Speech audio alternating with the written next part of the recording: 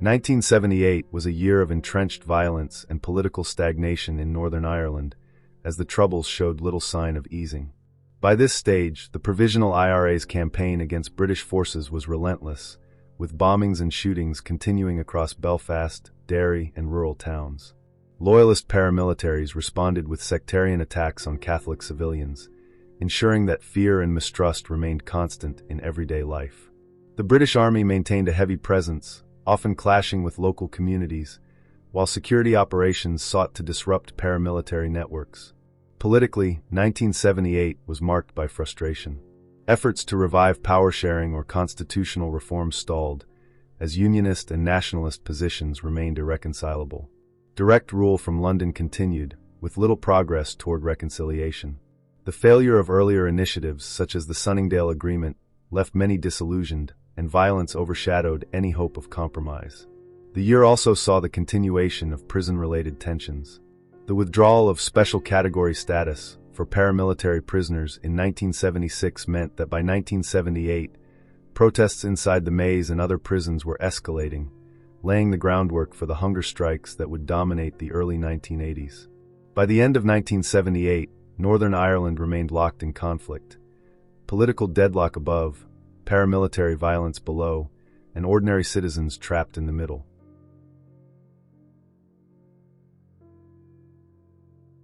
In 1978, Northern Ireland was trapped in a brutal cycle of violence and political failure with no end in sight. This is the story of a year where relentless paramilitary attacks and political deadlock overshadowed any hope for peace, leaving ordinary citizens caught in the crossfire.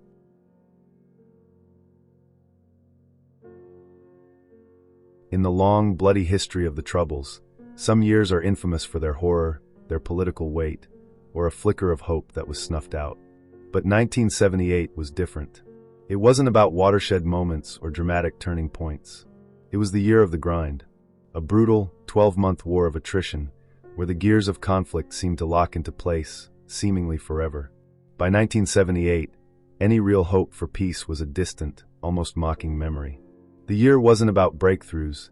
It was defined by a relentless cycle of paramilitary violence, political failure, and a hardening of attitudes that froze the province in place. The only thing that punctuated the stillness was the flash of a bomb or the crack of a rifle. This is the story of a year where endless attacks and political paralysis buried any hope for peace, leaving ordinary people caught in the crossfire. A year that locked Northern Ireland in a cycle of violence with no visible end.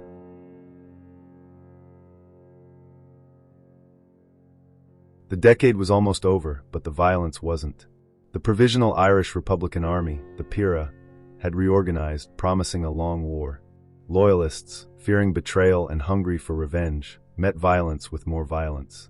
And stuck in the middle, the British government and its security forces were struggling to control a conflict that refused to be managed. For the people of Northern Ireland, 1978 was a year of holding your breath, of looking over your shoulder, a year where the abnormal had become sickeningly normal. It saw just over 80 lives lost, a litany of bombings that scarred towns and cities, and a descent into new depths of protest and polarization that would set the stage for even darker days.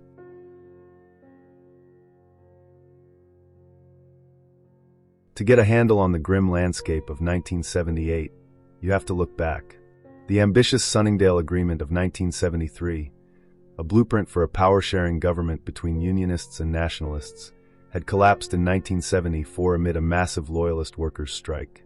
Its failure killed the most significant political hope of the decade and threw Northern Ireland back into the void of direct rule from London. In the years that followed, the British government tried a new strategy: criminalization.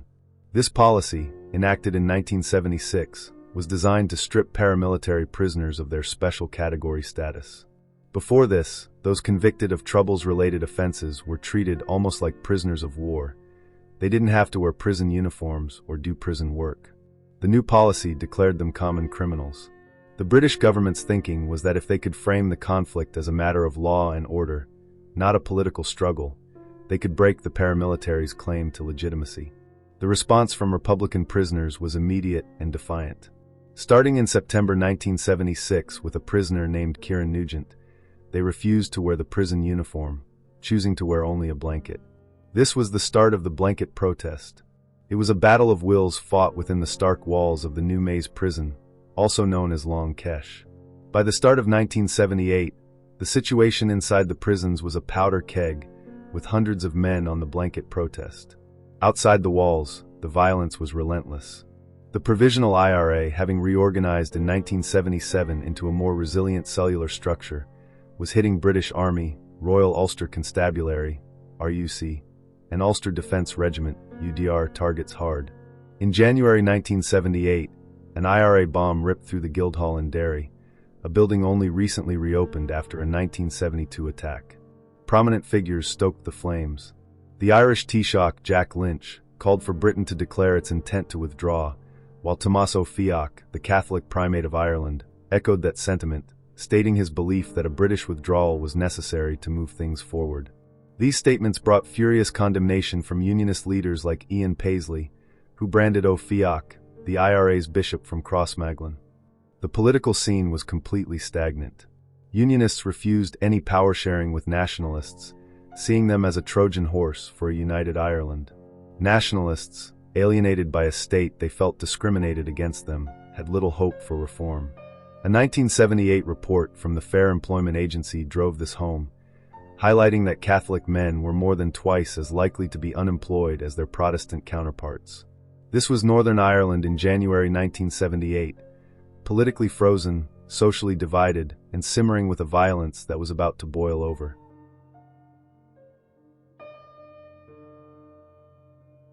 Friday, February 17, 1978.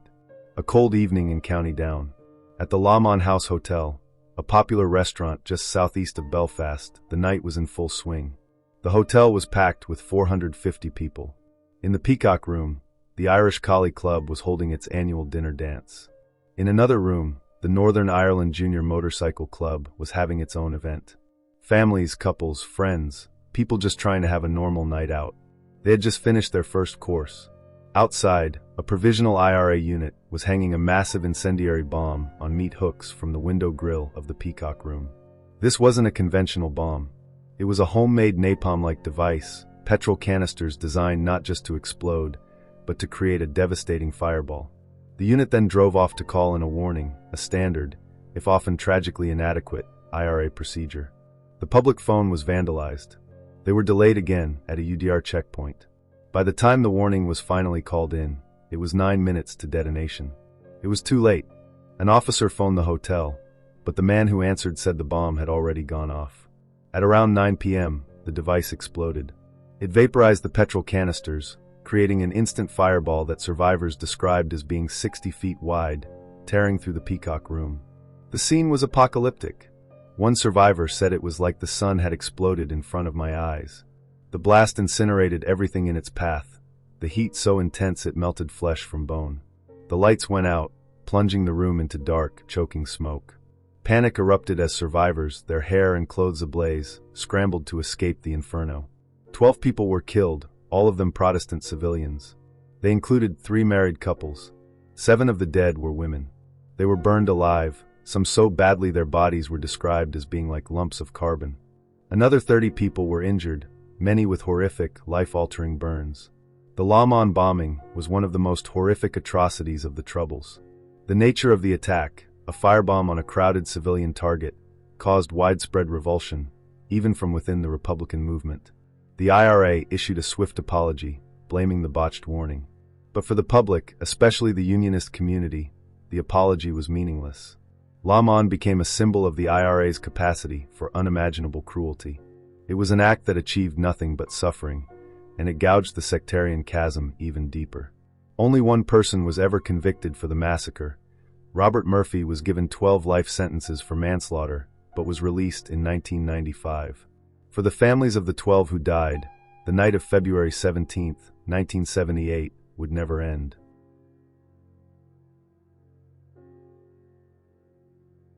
As the embers of Mon cooled, another front in the conflict was escalating, far from the public eye but with profound consequences. Inside the H-blocks of the Maze prison, the blanket protest was about to become something far more visceral. The conflict was a direct result of the criminalization policy. Republican prisoners saw themselves as political prisoners, soldiers in a war. By denying them special category status, the British government was trying to label them common criminals, a label they refused to accept. The blanket protest was their first stand. By 1978, over 300 prisoners were on it. Prison authorities, desperate to break the protest, retaliated. Prisoners reported escalating harassment and violence from prison officers during forced trips to the washrooms or to slop out their chamber pots. In March 1978, after a series of alleged assaults, the blanket men made a fateful decision. They began refusing to leave their cells at all. When their request for showers in their cells was denied, the protest entered a new, shocking phase. This was the start of the dirty protest. Prisoners stopped washing. They refused to slop out.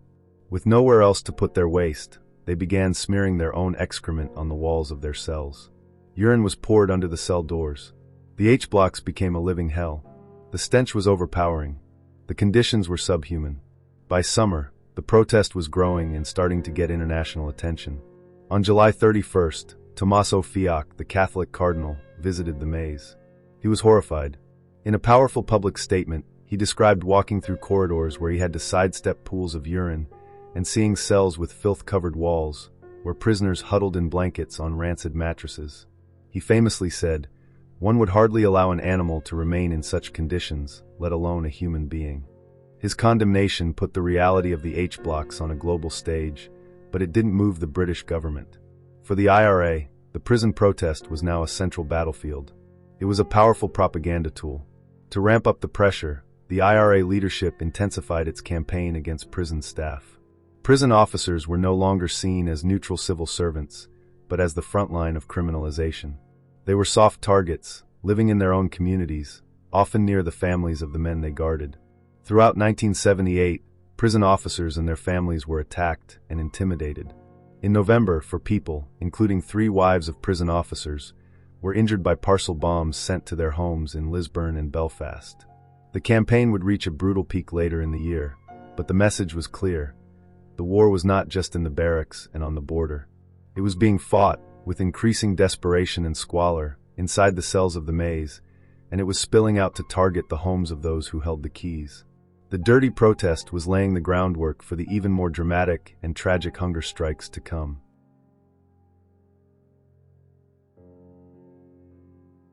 While Le Mans and the dirty protest were dramatic focal points, the real story of 1978 is the relentless, grinding day-in day-out violence that permeated every corner of Northern Ireland. It was a year of attritional warfare, a brutal drumbeat of bombings and shootings that rarely made international news, but created a climate of constant fear. The Provisional IRA's campaign, aided by its new cell structure, was sustained and widespread. In March, the Irish National Liberation Army, INLA, a smaller but notoriously deadly Republican splinter group, saw one of its members and a Catholic civilian shot dead by loyalists in Portadown. In June, 3 IRA members and a Protestant civilian were killed by undercover British soldiers during an attempted bomb attack in Belfast. That same month, a Catholic priest was kidnapped by loyalists in retaliation for an RUC officer's abduction a day earlier. The summer brought no relief. The violence was just a backdrop to daily life. It was a bomb on a Belfast to Dublin train that killed 1 woman after an inadequate warning. It was the sectarian shootings where loyalist groups like the Ulster Volunteer Force, UVF, gunned down Catholic civilians, often claiming it was retaliation for IRA attacks. The logic was cruel. If loyalists couldn't hit the IRA, they would terrorize the community the IRA claimed to defend. By autumn, the violence escalated. In one day in November, the IRA unleashed a wave of bombs across Northern Ireland, injuring 37 people and causing chaos in Armagh, Belfast, Castledurg, Cookstown, Derry, and Enniskillen. That bombing campaign continued, with reports of more than 50 explosions in total over the next week. The IRA followed with a defiant statement, confirming its commitment to a long war. They even extended their campaign to England, with bombs exploding in Bristol, Coventry, Liverpool, Manchester, and Southampton. On the other side, the security forces were in a deadly cat-and-mouse game. Yet the IRA adapted, developing new technologies like radio-controlled bombs, which, while still being refined, were a sign of the deadly evolution of their campaign. Ambushes were a constant threat. In December, 3 British soldiers were shot dead by the IRA during a patrol in the Republican heartland of Crossmaglen. The political landscape remained barren. Public protests often turned violent. An October DUP march in Derry, protesting an earlier nationalist march, ended in clashes with the RUC. 32 police officers were injured. There were no meaningful talks, no new initiatives. The British government remained committed to its security-led approach, while local politicians were locked in their irreconcilable positions. This was 1978, not a year of big battles, but of 1,000 brutal skirmishes. For ordinary people, it meant living with a constant hum of anxiety, the fear of being in the wrong place at the wrong time, of a loved one not coming home. The violence was so entrenched that for many, peace wasn't just distant, it was unimaginable.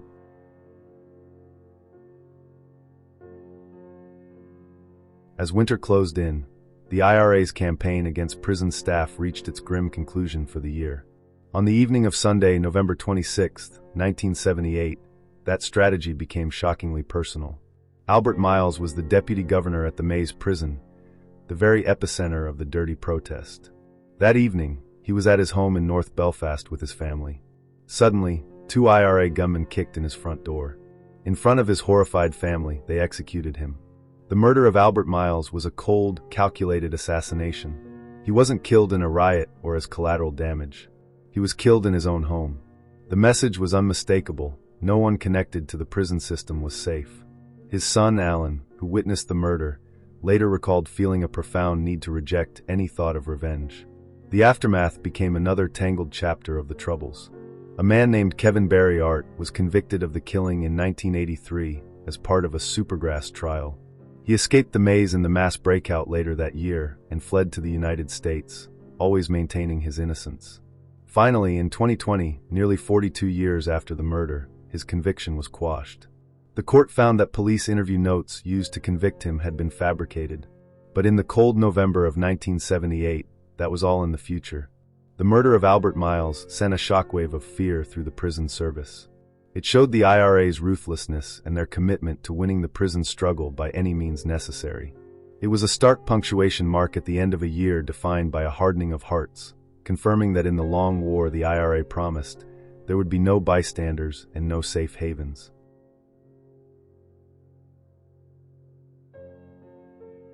"1978 drew to a close not with hope, but with grim resignation. The final statistics tell part of the story. Just over 80 people killed, civilians, soldiers, police, and paramilitaries. Hundreds more were injured. But the numbers don't capture the feeling of the year. 1978 was the year the conflict became truly, deeply entrenched. It began with political deadlock, and it ended with political deadlock. It was the year the IRA demonstrated it could sustain its long war. It was the year of the unspeakable horror of La Mon, an atrocity burned into the province's collective memory. And it was the year the war in the prisons descended into the filth of the dirty protest, a desperate struggle that would lead directly to the epic confrontation of the 1981 hunger strikes. Publicly, at least, there were no grand peace processes in 1978, no summits or accords. There was only the brutal reality of a society tearing itself apart. The violence had become systemic, a self-perpetuating cycle of attack and retaliation. For many, hope had been extinguished, replaced by a grim determination to just survive. The year solidified the battle lines and pushed the two communities further apart than ever. It may not have been the bloodiest year of the Troubles, but it was perhaps one of the most bleak, a year where peace seemed not just distant, but utterly impossible.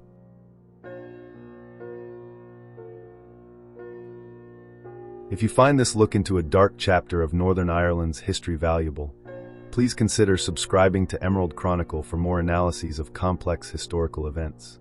And we would be interested to read your own reflections in the comments below.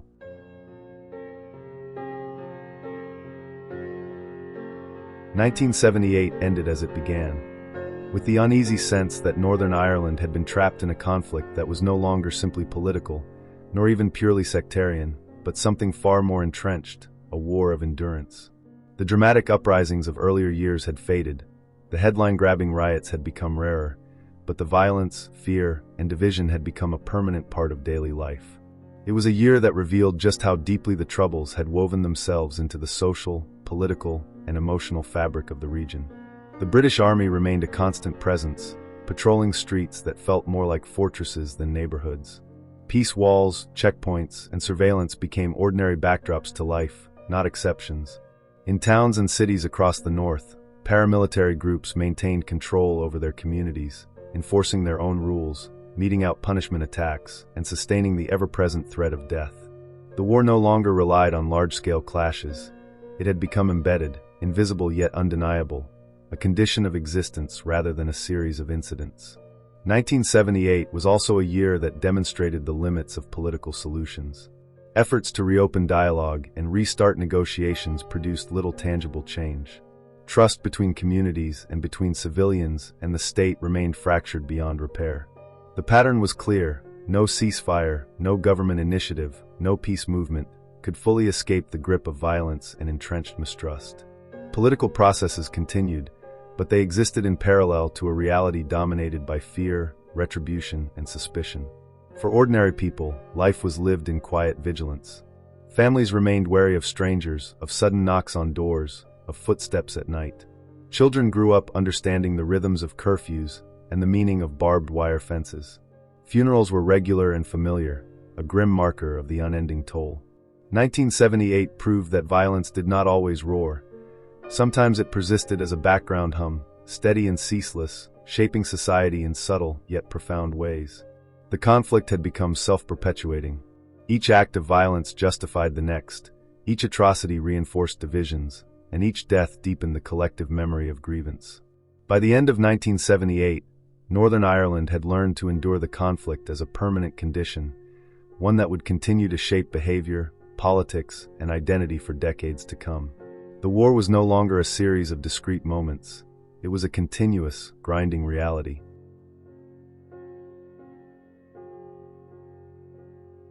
In the Troubles 1968 to 1998, we continue to trace the years, documenting how society adapted, how hope ebbed and flowed, and how a generation was raised in the shadow of conflict.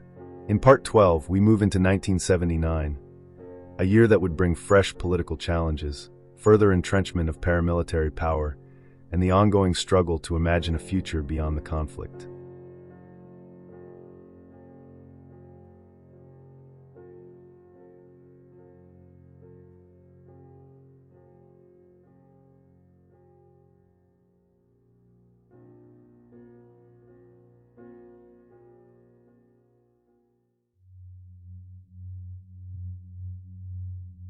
In 1979, the Troubles in Northern Ireland reached one of their most deadly and politically significant years, shattering any sense that the conflict was contained or fading. Violence intensified on both sides, and the conflict drew unprecedented international attention. The Provisional IRA continued its armed campaign with renewed determination, expanding operations beyond Northern Ireland into mainland Britain.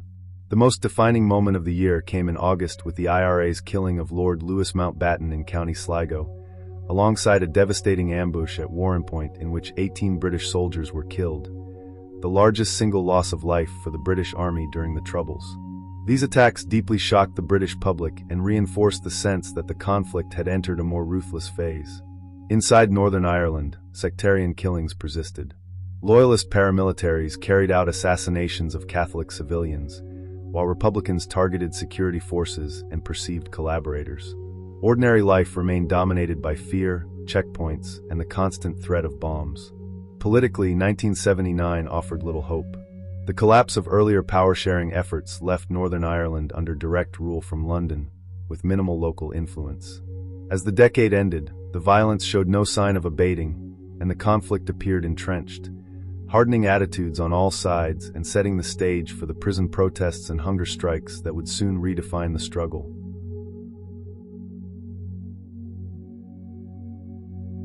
Inside the grey walls of Northern Ireland's Maze prison, a different kind of war was being fought. No guns, no bombs. This was a silent, agonizing conflict, waged by men who'd been stripped of everything but their own bodies. They were Republican prisoners, and in their eyes, they were soldiers in a war for Irish independence. The British government, however, saw them as common criminals. That one fundamental disagreement had already sparked years of bitter protest, degradation, and a seemingly unbreakable stalemate. But outside the prison, the world was anything but silent. 1979 was a year of thunderous explosions, shocking assassinations, and rigid political will.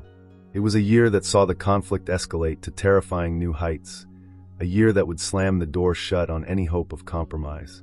Before the world would watch in horror as 10 men starved themselves to death, the events of 1979 would create an atmosphere so explosive, so hopeless, that those same men felt they had only one devastating weapon left. This is the story of the year that sparked the hunger strikes.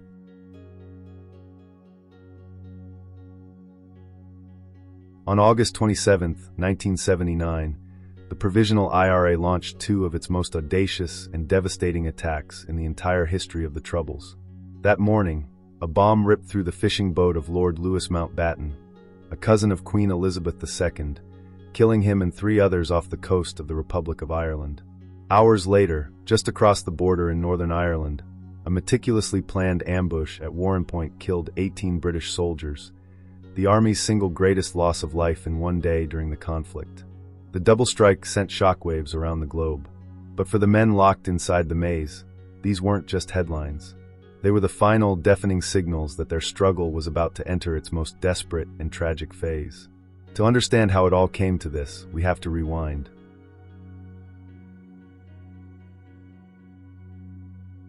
To understand 1979, you first have to understand the war being waged inside the H-blocks of the Maze prison. The story really begins 3 years earlier, in 1976. The British government made a pivotal decision. It was ending special category status. This status was won after an earlier hunger strike in 1972. It basically meant paramilitary prisoners were treated as prisoners of war, not common criminals. They didn't have to wear prison uniforms, they didn't have to do prison work, and they had more control over their own lives inside the prison wings. It was a quiet admission that this was more than a crime wave, it was a low-level war. But the new policy of criminalization, which started on March 1, 1976, was designed to reverse all that. The strategy was simple: frame the Troubles as a matter of law and order. Paramilitaries were no longer soldiers, they were murderers, bombers, and gangsters. The conflict wasn't a political struggle, it was a crime problem. From that day on, anyone convicted of a paramilitary-related crime would be treated like any other criminal. The first Republican prisoner sentenced under this new policy was a young man named Kieran Nugent. When he was told to put on the prison uniform, he refused. According to prison lore, he told the guards, "If you want me to wear a uniform, you'll have to nail it to my back." He was thrown into his cell with nothing but a blanket. And so the blanket protest began. As more prisoners were sentenced under the new policy, they too refused the uniform and joined the protest. They were locked in their cells 24/7, with no furniture, no books, nothing but a mattress and a blanket. For 2 years, hundreds of men lived this way. Their only act of defiance was refusing to wear a piece of clothing. Then, in March 1978, things got much, much worse. After clashes with guards during slop-out, the daily emptying of their chamber pots, the prisoners refused to leave their cells at all. With no way to empty their pots, and after guards allegedly kicked the contents back into the cells, the prisoners retaliated. They began smearing their own excrement on the walls. The dirty protest had begun. It was a scene from a medieval nightmare. The stench was unbearable. Food was shoved under the door, often mixing with the filth on the floor. Maggots infested the cells. When the Catholic Archbishop of Armagh, Tommaso Fiacco, visited the prison that year, he was horrified. He told the press, "I was shocked at the inhuman conditions. The stench and filth in some of the cells was almost unbearable. In 2 of them I was unable to speak for fear of vomiting." This was the grotesque stalemate as 1979 dawned. Neither the prisoners nor the authorities were willing to budge. The prisoners believed they were holding the line for their cause. The British government believed that giving in would be a victory for terrorism. The stage was set for a confrontation. All it needed was a catalyst. That catalyst would arrive in the form of a new, uncompromising leader. On May 3, 1979, the Conservative Party, led by Margaret Thatcher, won the UK general election. Thatcher had a reputation for being tough, resolute, and unbending, the Iron Lady. She had little interest in the nuances of Irish history or Republican politics. Her view was crystal clear, and she stated it with brutal simplicity. Crime is crime is crime. It is not political. For the men on the dirty protest, her election was a sign that the walls were closing in. Her government would not be swayed. The path of negotiation was being bricked up, one resolute statement at a time. The pressure inside the H-blocks was building to an unbearable level. And outside, the violence was about to explode.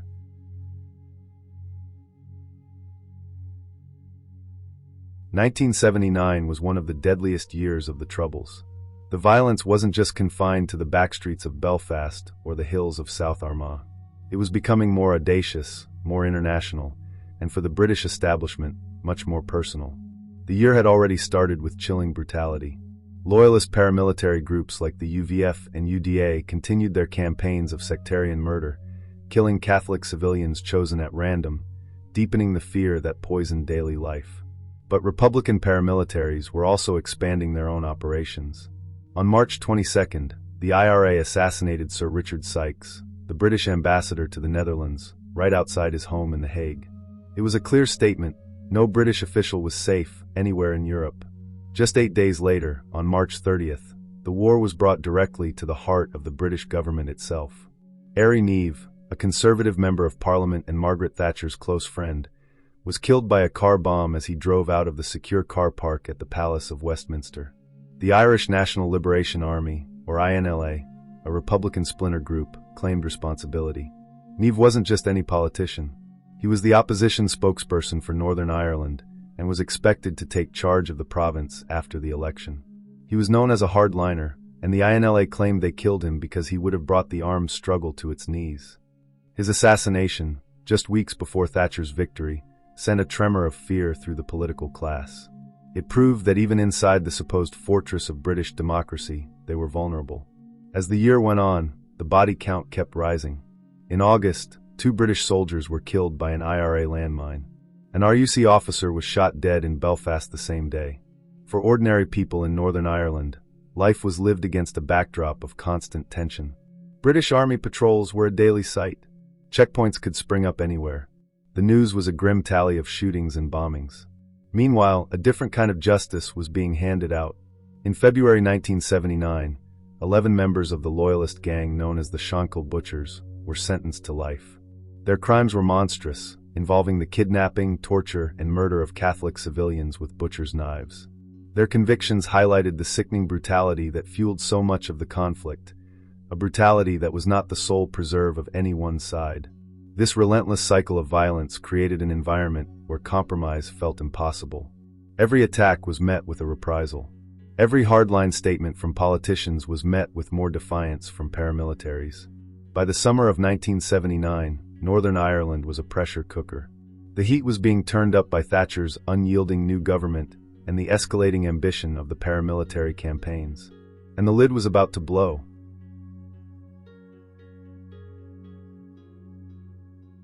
August 27, 1979 was a bank holiday Monday. In the picturesque fishing village of Mullimore, County Sligo, 79-year-old Lord Louis Mountbatten was on his annual summer holiday. Mountbatten wasn't just a retired naval commander. He was a giant of 20th-century British history. The last Viceroy of India, a former Chief of the Defence Staff, a cousin of the Queen, and a beloved mentor to Prince Charles. He was, for all intents and purposes, royalty. Despite warnings, Mountbatten had insisted on going to Ireland, a country he loved. That morning, he took his fishing boat, the Shadow V, out to check his lobster pots. On board were his daughter Patricia, her husband John Knatchbull, their 14-year-old twin sons Nicholas and Timothy, John's 83-year-old mother, and a 15-year-old local boat boy, Paul Maxwell. The night before, an IRA member named Thomas McMahon had slipped onto the unguarded boat and planted a 50-pound radio-controlled bomb. Just a few hundred yards from shore, it was detonated. The wooden boat was instantly obliterated. Lord Mountbatten was killed instantly. His grandson, Nicholas Knatchbull, and the young boat hand, Paul Maxwell, were also killed on the spot. The others were thrown into the water, severely injured.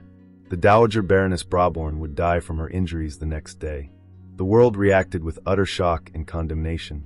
The IRA had assassinated a member of the royal family. In their statement, the IRA was defiant. This operation is one of the discriminate ways we can bring to the attention of the English people the continuing occupation of our country. For Prince Charles, who saw Mountbatten as an honorary grandfather, the news was devastating. He wrote in his journal, Life will never be the same now that he has gone. But the day's bloodshed was far from over. As news of Mountbatten's death flashed across the globe, another IRA unit, from the notorious South Armagh Brigade, was putting the final touches on a very different operation. Near Warrenpoint in Northern Ireland, a convoy of British soldiers, mostly from the elite parachute regiment, was traveling along the road that skirts Carlingford Lough, which marks the border with the Republic. Hidden in a trailer of hay at a place called Narrow Water Castle was a huge 800-pound bomb. At 4:40 p.m., as the last truck passed, it was detonated by remote control from the other side of the lough. The blast was enormous, killing 6 paratroopers instantly. The surviving soldiers, believing they were under fire from across the border, immediately returned fire. Tragically, in the confusion, their bullets hit and killed a civilian, William Hudson, who was watching from the southern side of the river. The soldiers radioed for help. Reinforcements were dispatched, and a helicopter landed to evacuate the wounded. A command post was set up at a small castle gatehouse on the other side of the road. This is exactly what the IRA had anticipated. Hidden across from the command post was a second, even larger bomb, weighing close to 1,000 pounds. 32 minutes after the first blast, just as the helicopter was about to take off, the second bomb was detonated.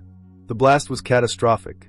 It killed 12 more soldiers, including Lieutenant Colonel David Blair, the commanding officer of the Queen's Own Highlanders, who had just arrived to help.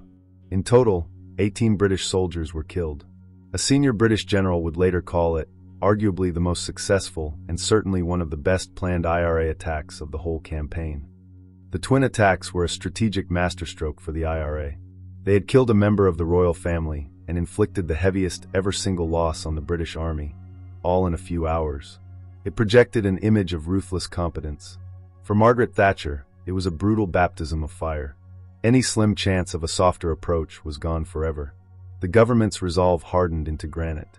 And for the men sitting in their own filth in the H-blocks, the message was equally clear. If this is how the war is escalating outside, and this is how the government will respond, then what hope is there for us inside?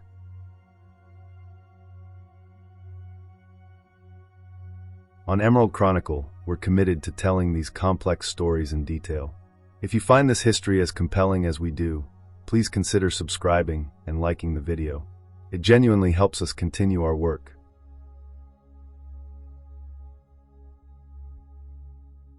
The shockwaves from Mountbatten's assassination and the Warrenpoint ambush reverberated all the way to the Maze prison.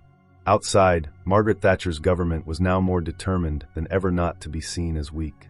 Any concession to the prisoners, especially after such a devastating day, was politically unthinkable. Her stance that Republicans were common criminals was now set in stone. For the prisoners, the door to a political solution had been slammed shut, bolted, and barricaded.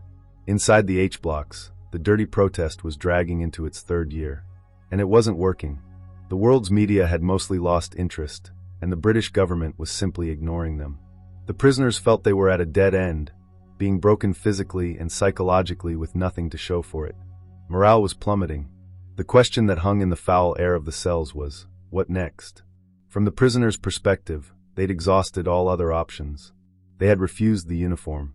They had refused to wash. They had endured beatings and solitary confinement. They had watched as their plight was ignored. They felt pushed into a corner with no way out. In this atmosphere of desperation, an old and powerful idea resurfaced: the hunger strike. The hunger strike has a long and potent history in Irish republicanism, seen as the ultimate act of defiance, a way of turning the body itself into a battlefield. It's a weapon of last resort, a moral challenge to the state. The logic is as stark as it is powerful. You can imprison my body, you can label me a criminal, you can subject me to inhuman conditions, but you cannot make me eat. My life is the last thing I have control over, and I will sacrifice it to prove the political nature of my conviction. The decision wasn't taken lightly. The IRA leadership on the outside was hesitant, aware of the risks. But inside the H-blocks, the push came from the prisoners themselves, who felt they had nothing left to lose. The violence and political deadlock of 1979 was the final catalyst. Thatcher's hardening position meant there would be no compromise. The IRA's escalating campaign meant the government was in no mood to grant concessions. The prisoners were caught in the middle. They saw the hunger strike not as an act of suicide, but as the final, and perhaps only, way to fight back. It was a way to reclaim the narrative, to force the world to look again, and to die for the political status that Thatcher was so determined to deny them. In October 1980, 7 prisoners began the first hunger strike. It was called off after 53 days when the prisoners thought they had a deal, a belief that turned out to be tragically mistaken. When it became clear the deal wasn't what it seemed, the men felt betrayed and more resolute than ever. The stage was set for a second, more organized, and ultimately more tragic confrontation. The year of blood and bombs had set a collision course, and the final, fatal weapon was now primed.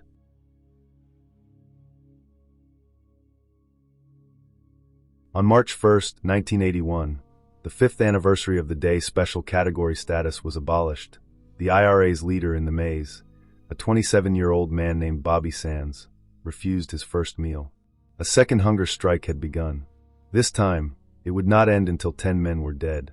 The events of 1979 were the crucible in which the 1981 hunger strike was forged. The unyielding stance of Thatcher's government, cemented by Warrenpoint and Mullimore, ensured there would be no backing down. Her crime is crime policy was now an immovable object. The hunger strikers were an unstoppable force. The clash was inevitable. The 1981 hunger strike became a global media event. Suddenly, the Republican movement had something more powerful than a bomb, a martyr. While on strike, Bobby Sands was nominated to stand in a by-election for the British Parliament. In a stunning result, he won. His election completely demolished the British narrative. How could these men be common criminals with no popular support if one of them was now a member of Parliament, elected by over 30,000 people? It proved they had a significant political mandate. Sands died on May 5, 1981, after 66 days without food. His funeral was attended by over 100,000 people. 9 more prisoners would follow him to their deaths before the strike was finally called off. While the strike failed to achieve its main demand for political status at the time, its long-term consequences were profound. The immense political energy it unleashed was channeled into a new strategy. Sinn Féin, the IRA's political wing, realized the power of the ballot box. This gave rise to the famous Armalite and ballot box strategy, a dual approach of continuing the armed struggle while building a powerful electoral machine. The hunger strikes, born from the desperation and deadlock of 1979, ultimately propelled Sinn Féin into a major political force, laying the groundwork for the peace process over a decade later. 1979 didn't directly cause the hunger strikes, but it created the conditions of impossibility. It was a year that saw battle lines drawn in thick, unmoving ink. A year of violence so shocking that it made political compromise toxic. It closed every door for the men in the H-blocks, leaving them convinced that the only path left was a slow walk towards self-immolation, in the hope that the world would finally be forced to watch. How might history have been different if a path to compromise had been found in 1979? Is a struggle defined more by those who inflict violence, or by those who are willing to endure suffering? These are the questions that linger, long after the echoes of that explosive year have faded.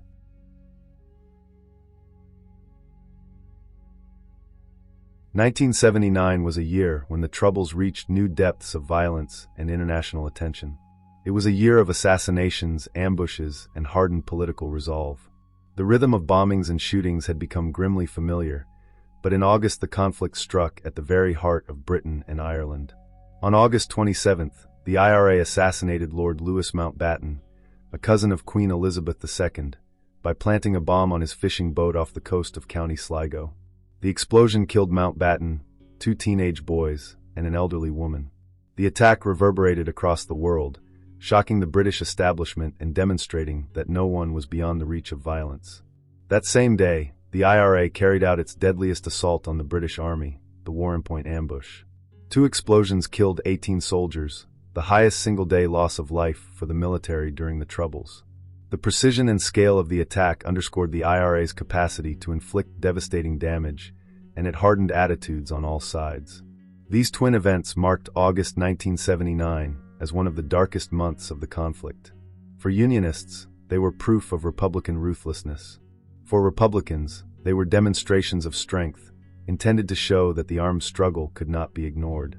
For ordinary citizens, they were reminders that the violence could strike anywhere, at any time, with devastating consequences.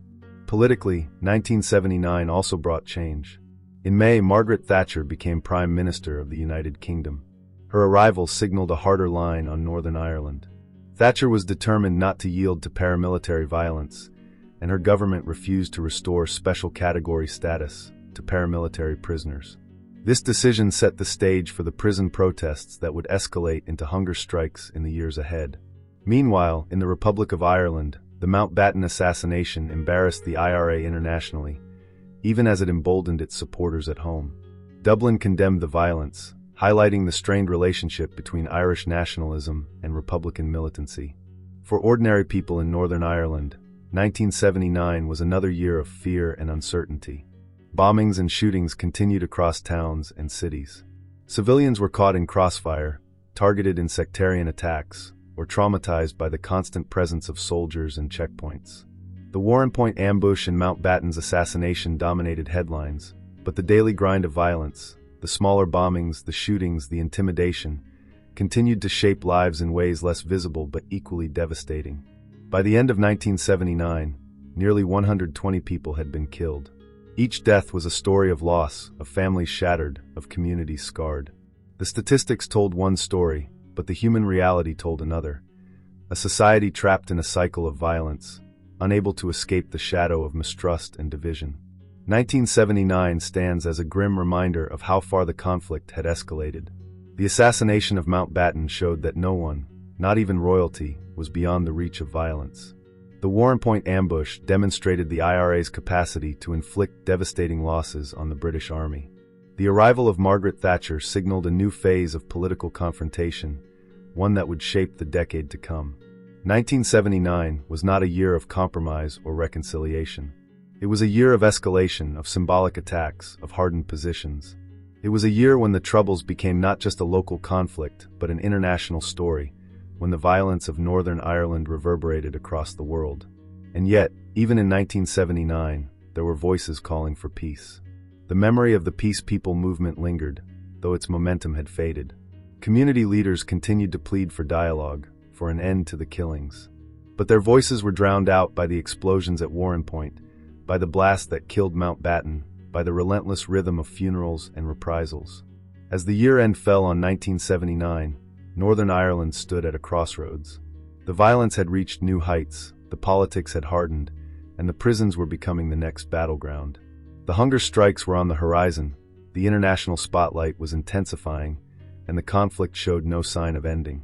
This was 1979, a year of assassinations and ambushes, of political change and hardened resolve, of communities trapped in fear and families torn apart. It was a year that revealed the persistence of the Troubles, the depth of division, and the difficulty of peace.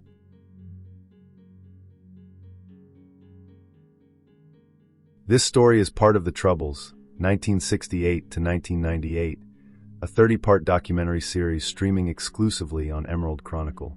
Each episode focuses on a single year of the conflict, tracing the evolution of violence, politics, and community resilience across 3 decades. The series reveals how ordinary lives were shaped by extraordinary events.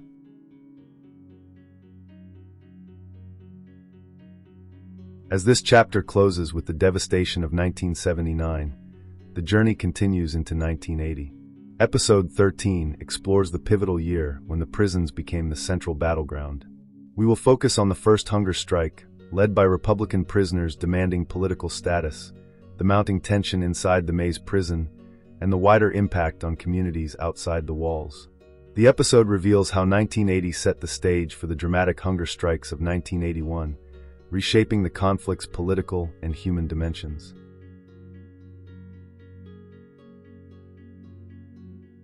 "1979 was a year of escalation, of tragedy, and of history written in blood. Yet as the story moves forward, the prisons will become the new front line, and the hunger strikes of 1980 will redefine the struggle. This was the Troubles in 1979, and the journey continues.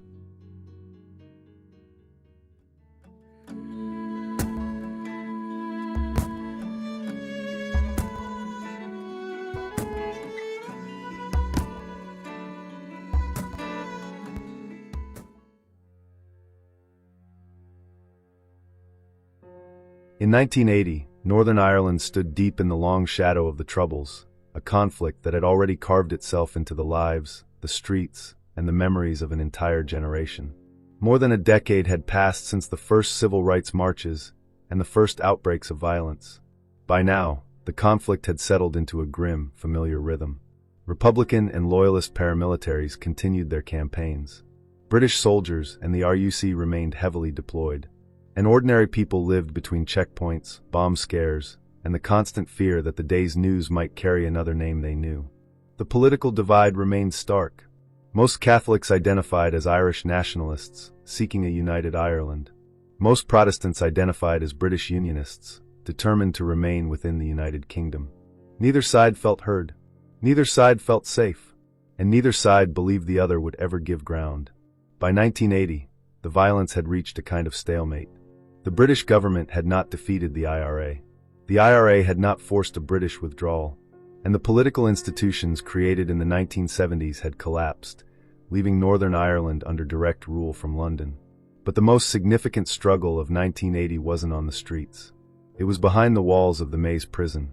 There, Republican prisoners were locked in a bitter confrontation with the British government over the removal of special category status, once a recognition that paramilitary prisoners were political, not criminal. The prisoners refused to wear uniforms. They refused to work. They lived on the blanket, and then, in protest, on the dirty protest. By October, 7 prisoners took the next step. They began a hunger strike. Their demands were simple in wording, but enormous in meaning. The right to wear their own clothes. The right to free association. The right to be treated as political prisoners. The hunger strike drew international attention. It placed enormous pressure on the British government. And although it ended in December 1980 without deaths, it set the stage for the far more devastating hunger strike of 1981, when 10 men, including Bobby Sands, would die. Outside the prisons, life remained tense and divided. Peace walls separated neighborhoods. Communities lived in parallel worlds. And the conflict's toll, more than 3,500 lives lost over 3 decades, was already painfully clear. 1980 did not bring peace. It did not bring resolution. But it marked a shift, a moment when the struggle inside the prisons reshaped the political landscape outside them. A moment when symbolism, sacrifice, and international attention began to change the course of the conflict. It was a year of endurance, a year of pressure, a year that quietly set the stage for everything that would follow.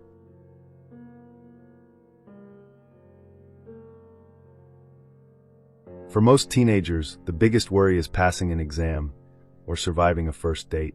But growing up in 1980's Belfast, that was different. You learned, far too young, the difference between the sharp crack of a rifle and the dull, stomach-dropping thud of a bomb.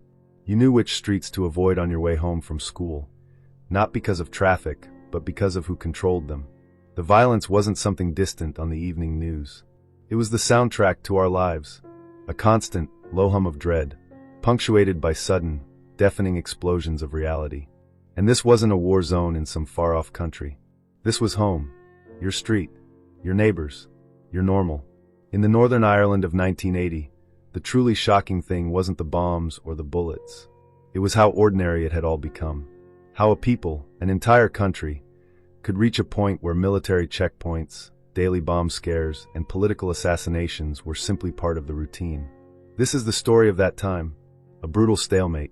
A conflict that wasn't just on the news, but right outside your front door.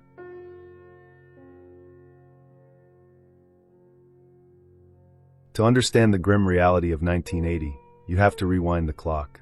The conflict we now call the Troubles didn't appear out of thin air. Its roots run deep into the complicated soil of Irish history, but the immediate seeds were planted in the late 1960s.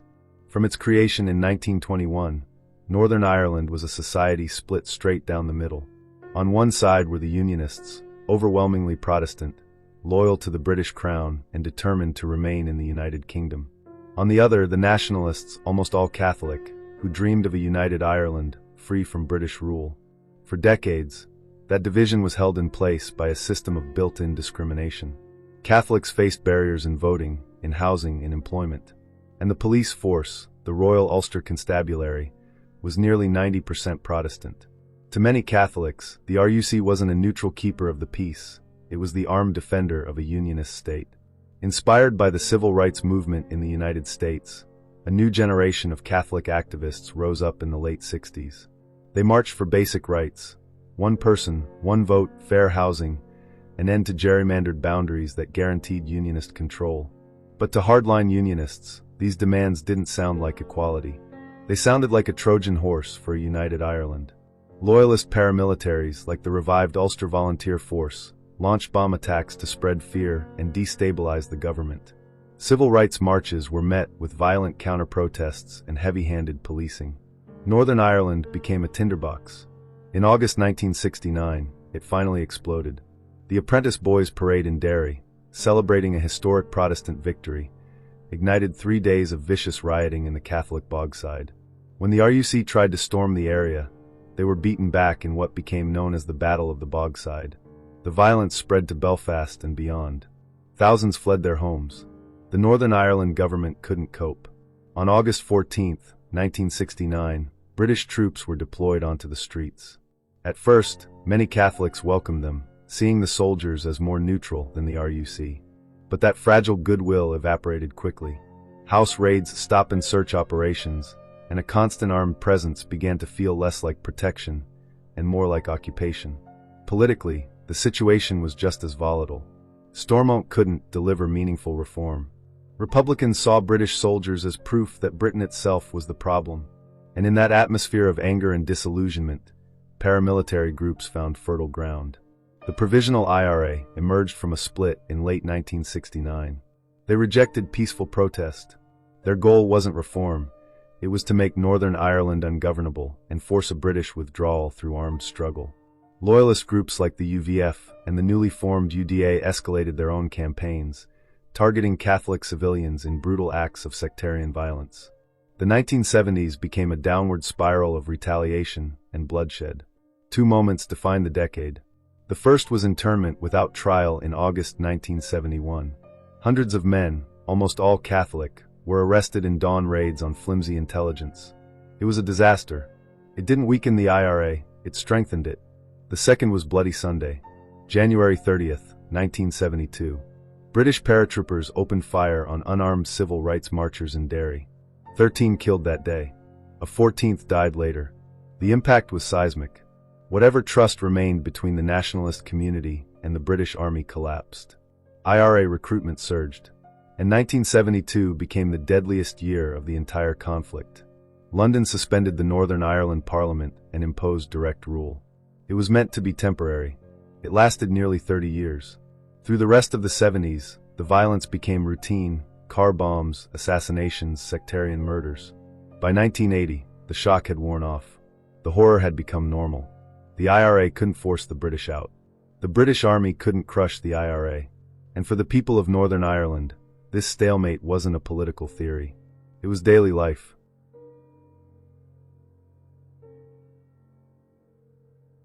By 1980, the abnormal had become sickeningly normal. For an entire generation born after 1969, it was all they had ever known. The very landscape of Belfast and Derry carried the scars. Towering peace walls, corrugated iron and steel, snaked through neighborhoods, carving Catholic and Protestant communities apart.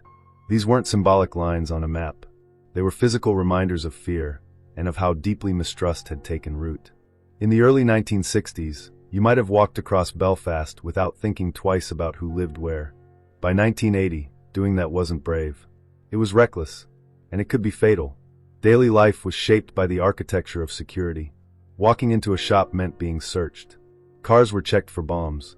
Public bins disappeared because they could hide explosives.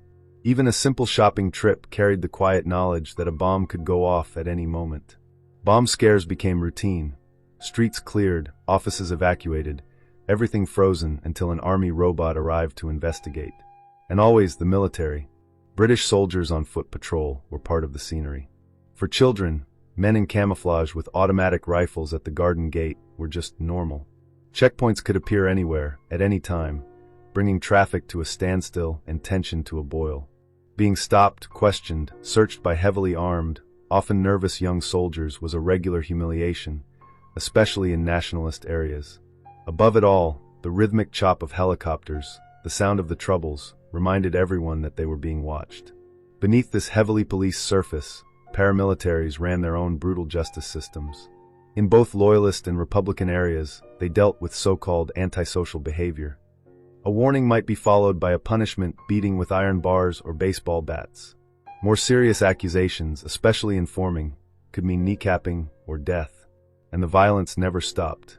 On January 6, 1980, the IRA killed 3 members of the Ulster Defence Regiment with a 1-ton landmine near Castlewellan.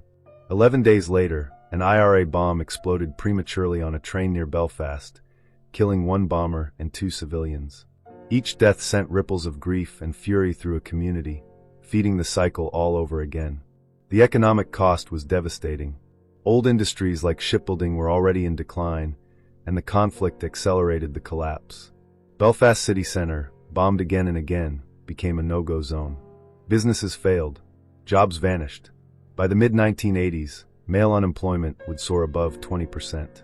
Investment fled. Northern Ireland survived only through massive financial support from London. Women carried a unique burden. With so many men imprisoned, killed, or active in paramilitaries, women became the backbone of their communities. They organized protests, confronted soldiers, kept families together, warned of raids by banging bin lids on the pavement. Some became activists. Some became couriers. Some joined the paramilitaries themselves. But the deepest scar was psychological. Living under constant threat reshapes a person. Fear becomes familiar. Suspicion becomes instinct. Loss becomes routine. People learn to navigate a complex map of sectarian geography, knowing which pubs were safe, which roads to avoid, which colors could get you killed. Identity wasn't a choice.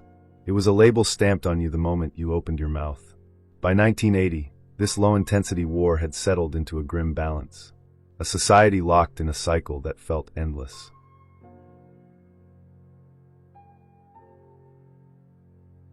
The new front line of the conflict wasn't a street or a border, but a prison just outside Belfast. Her Majesty's Prison Maze, Long Kesh to Republicans. Inside its sprawling complex stood the infamous H blocks. 8 concrete buildings shaped like the letter H, holding hundreds of paramilitary prisoners from both sides. And it was here that a battle of wills was about to erupt. A fight not over territory, but over identity. The story begins in 1976. Before then, paramilitary prisoners had what was called special category status. A quiet admission that their crimes were political. They wore their own clothes. They didn't do prison work. They organized themselves like prisoners of war. For Republican inmates, this status was everything. It validated their struggle as a war of liberation, not a catalog of common crimes. But in 1976, the British government scrapped it. A new policy, criminalization, declared that the Troubles were not political at all, just a law and order problem. From March 1st, anyone convicted of a terrorist offense would be treated as an ordinary decent criminal. And then came Margaret Thatcher. Elected in 1979, hardened by the assassinations of Ari Neve and Lord Mountbatten, she was determined to crush the IRA. In her view, there was no such thing as political murder, only murder. To concede political status would unravel the entire British position. The prisoners saw it as an attack on their very identity. Resistance began with one man, Kieran Nugent. When he arrived at the maze in September 1976 and was told to put on a prison uniform, he refused. "They'll have to nail it to my back," he said. Since he couldn't be naked, he wrapped himself in a blanket. And so the blanket protest began.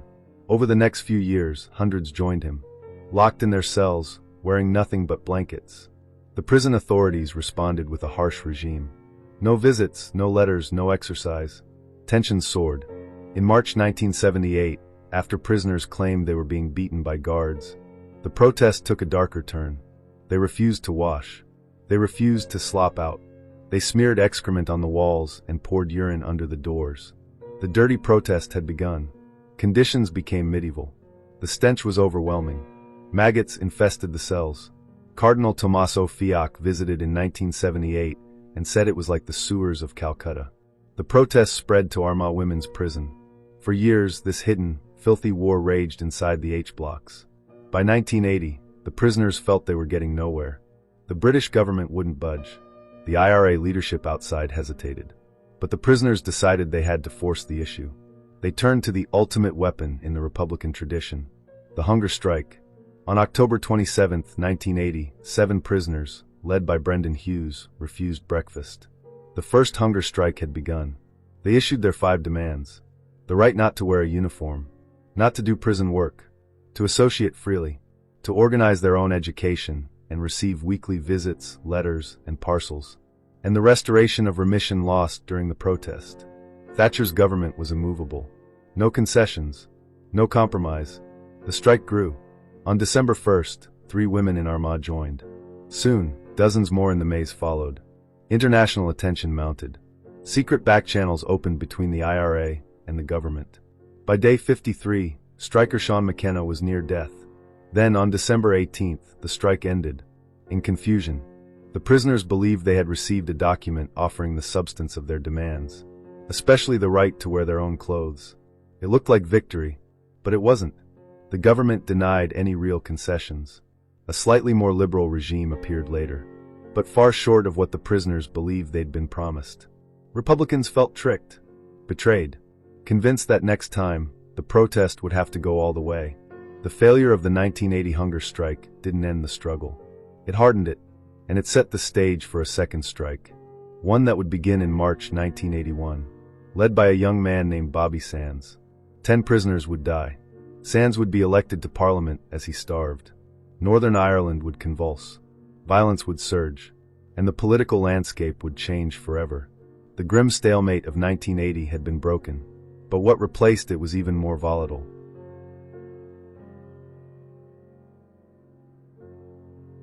The fallout from the prison protests of 1980 and 1981 was enormous. The deaths of the 10 hunger strikers in 1981 created a new generation of Republican martyrs. Bobby Sands' election to the British Parliament showed, unmistakably, that the prisoners had deep support in the nationalist community, directly challenging the British government's claim that they were nothing more than criminals. More than 100,000 people followed his coffin. It was a moment that shook the foundations of the conflict. From this came a new strategy inside republicanism, the Armalite and ballot box approach. 2 fronts, 2 weapons, continue the armed struggle, while also fighting for power through elections. It marked the beginning of Sinn Féin's long transformation from the political wing of a paramilitary movement into a major force in Irish politics. But the 1980s were still a decade of brutal violence. The anger unleashed by the hunger strikes fed an intensified IRA campaign. Loyalist paramilitaries responded with their own attacks. The decade was scarred by atrocities. The IRA's Brighton Hotel bombing in 1984, an attempt to kill Margaret Thatcher and her cabinet, and the horrific Enniskillen bombing on Remembrance Sunday in 1987. The security forces faced their own controversies, including accusations of a shoot-to-kill policy against suspected Republicans. Life went on under the shadow of the gun and the bomb. And yet, beneath the surface, something was shifting. The long, grinding nature of the war was wearing everyone down. By the late 1980s, key figures were quietly searching for a way out. The secret talks between John Hume of the SDLP and Gerry Adams of Sinn Féin were a crucial, if deeply controversial, first step. They were trying to find a path that could bring Republicans into a peaceful political process. In the 1990s, that process finally emerged into the open. Ceasefires from the IRA and loyalist groups in 1994 created a fragile space for dialogue. The Irish and British governments pushed the process forward, with vital support from the United States. The negotiations were long, fraught, and often on the brink of collapse. But the desire for peace, especially among ordinary people who had endured decades of loss, was stronger than ever. And then on April 10, 1998, the Good Friday Agreement was signed. A historic compromise, a new political architecture, a power-sharing government that guaranteed both nationalists and unionists a role in running Northern Ireland. Reforms to policing, justice, and civil rights. And at its heart, the principle of consent. Northern Ireland would remain in the United Kingdom for as long as a majority wanted it. But the dream of a united Ireland was recognized as legitimate, to be pursued only through peaceful and democratic means. After 30 years of conflict, the guns finally began to fall silent.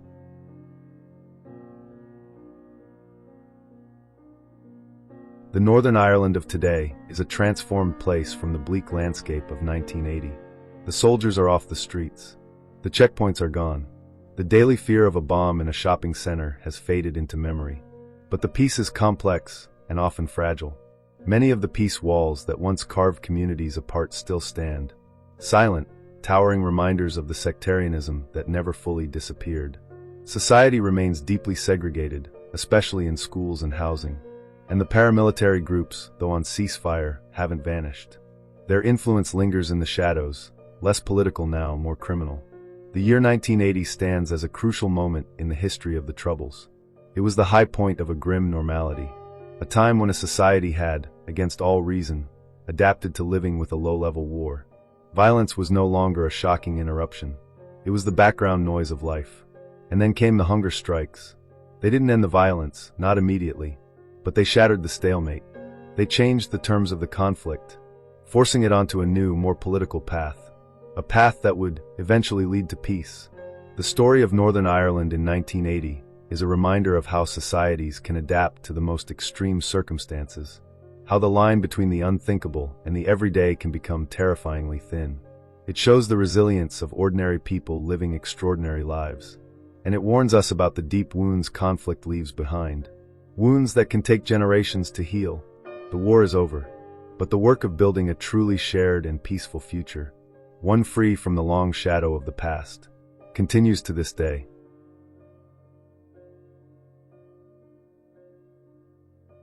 By the time we reach the end of 1980, Northern Ireland stands suspended in a strange, unsettling balance.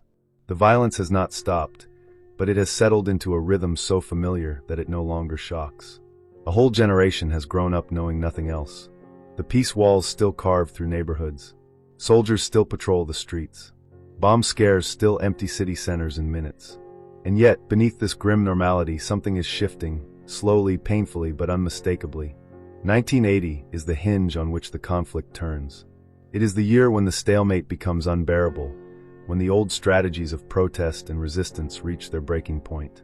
It is the year when the prisoners of the maze, locked in their cells and stripped of political status, decide that the only weapon left to them is their own bodies. Their hunger strike does not end the conflict. It does not bring peace, but it changes the terms of the struggle forever. The events of this year expose the limits of force, the power of symbolism, and the deep emotional currents running beneath the political surface. They reveal a society that has adapted to the unimaginable, and yet still yearns, quietly, stubbornly, for something better. They show us how fragile a community becomes when identity is weaponized, and how hard it is to rebuild trust once it has been shattered. As we close part 13 of our series, The Troubles, 1968 to 1998, we stand at the threshold of a new and volatile chapter. The hunger strike of 1980 ends in confusion and bitterness, but it sets the stage for something far more explosive. The prisoners feel deceived. The Republican movement feels cornered, and the British government believes it has held the line. But in truth, the conflict is about to enter one of its most defining and emotionally charged phases. Part 14 will take us into 1981, a year that will shake Northern Ireland to its core. A year when 10 men will starve themselves to death. A year when Bobby Sands will win a seat in the British Parliament from inside a prison cell.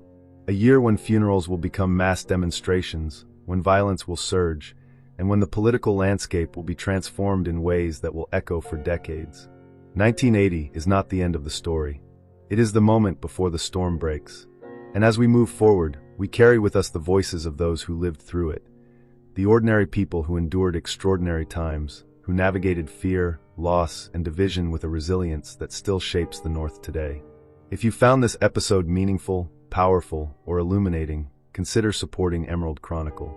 Subscribe, share this series, and help us keep these stories alive. The Troubles are not just history, they are memory, legacy, and warning. And together, we can make sure they are never forgotten.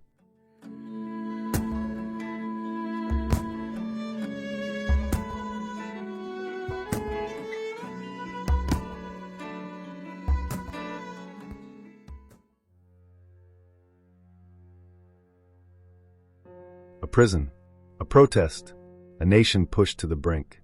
The story of Northern Ireland is one of deep division and unresolved history, a 30-year conflict known as the Troubles.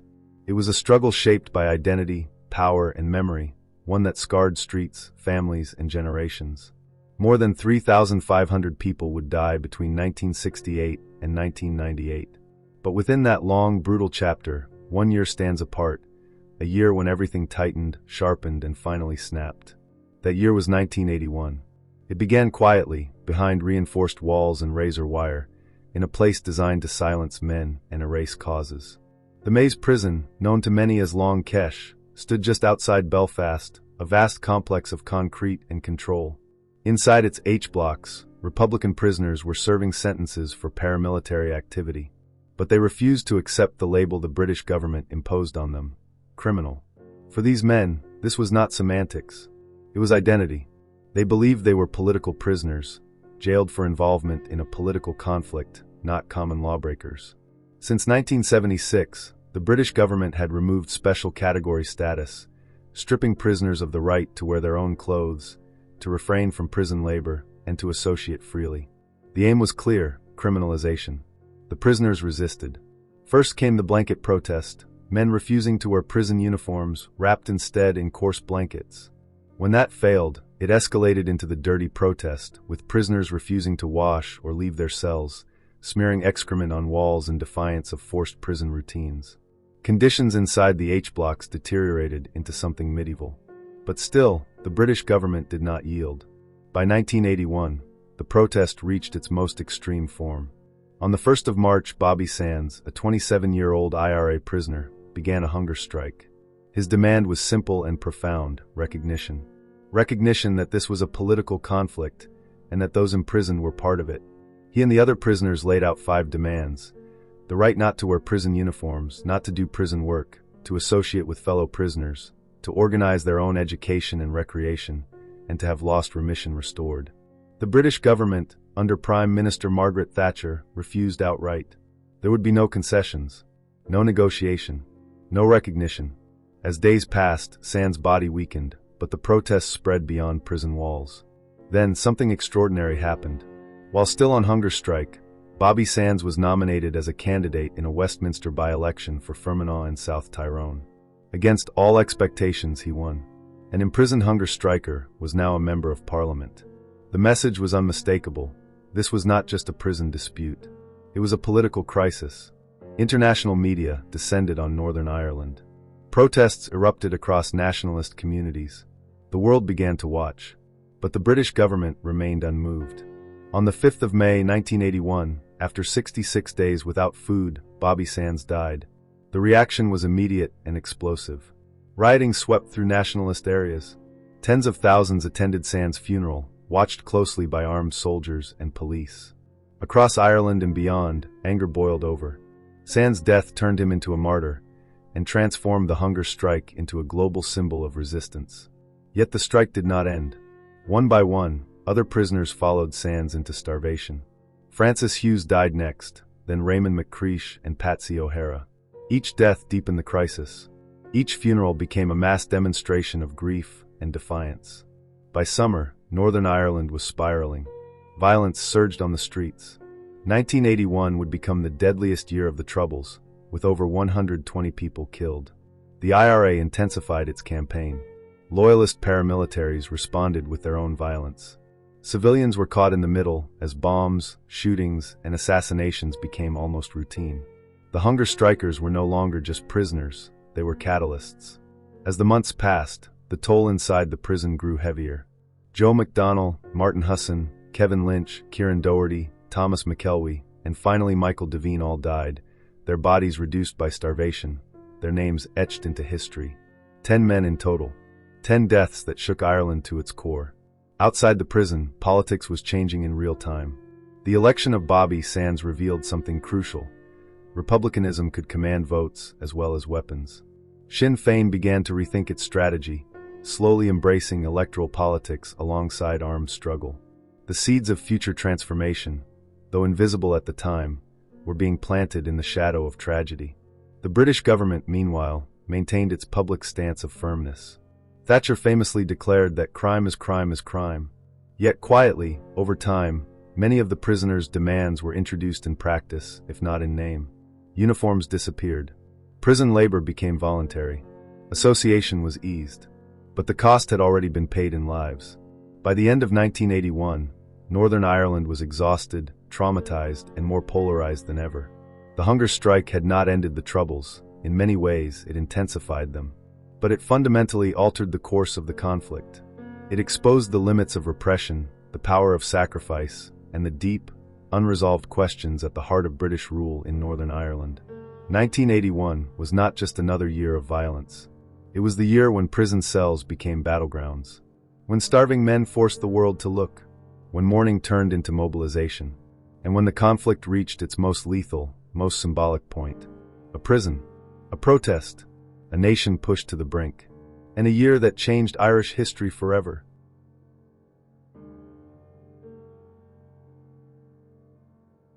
To understand the inferno of 1981, you have to go back 5 years, to a cold, deliberate decision made far from Belfast or Derry, in the corridors of power in London. The year is 1976. 4 years prior, paramilitary prisoners in Northern Ireland, Republican and Loyalist alike, had been held under a policy known as special category status. It was never officially called political status, but everyone understood what it meant. It was a quiet admission that the violence consuming Northern Ireland was not ordinary crime, but part of a political conflict. Prisoners with this status did not wear prison uniforms. They did not perform prison labor. They lived in compounds rather than cells, organized themselves internally, and maintained their own command structures. For Republican prisoners especially, this status was everything. It confirmed what they believed in their bones, that they were soldiers in a war, not criminals serving time. But in London, that interpretation was no longer acceptable. On March 1, 1976, the British government ended special category status. The decision was blunt and uncompromising.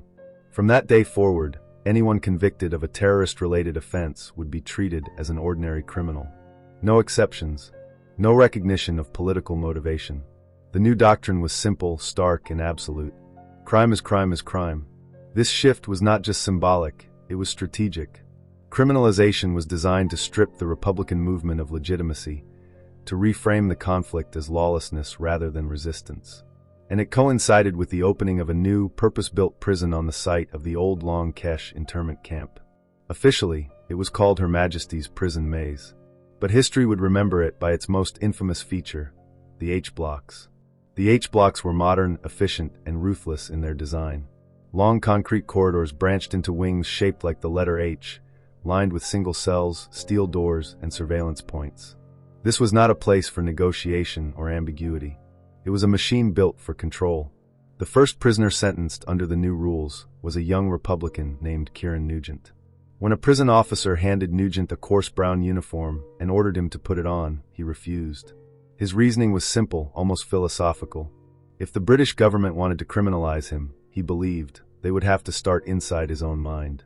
Accepting the uniform meant accepting their definition of who he was. And that he would not do.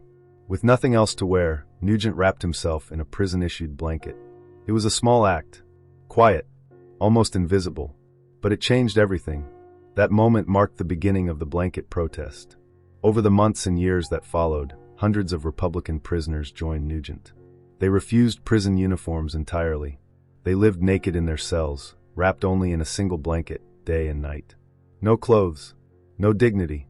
No relief. The British government did not flinch. Prison officers enforced strict routines. Prisoners were denied access to washing facilities unless they agreed to wear the uniform. Many refused. Cells became filthy. Tensions rose. The protest ground on unresolved. By 1978, the situation deteriorated further. As part of the prison regime, inmates were required to slop out, to carry their chamber pots down corridors under guard. These journeys often ended in violence. Prisoners were beaten, humiliated, and assaulted by officers attempting to force compliance. The prisoners responded by escalating again. They refused to leave their cells at all. Thus began the dirty protest. Prisoners stopped washing completely. They poured urine beneath their doors. They smeared their own excrement on the walls to avoid contact with guards. Mattresses rotted. Flies swarmed. Disease spread. The stench was overwhelming. The conditions inside the H-blocks became medieval. In 1978, Tommaso Fiacco, the Catholic primate of all Ireland, visited the prison. What he saw shocked him. He later said the cells resembled the sewers of Calcutta. His words echoed far beyond the prison walls, but still, nothing changed. This was no longer simply a protest over clothing or prison privileges. It was a battle over identity. The prisoners believed they were political combatants engaged in a national struggle.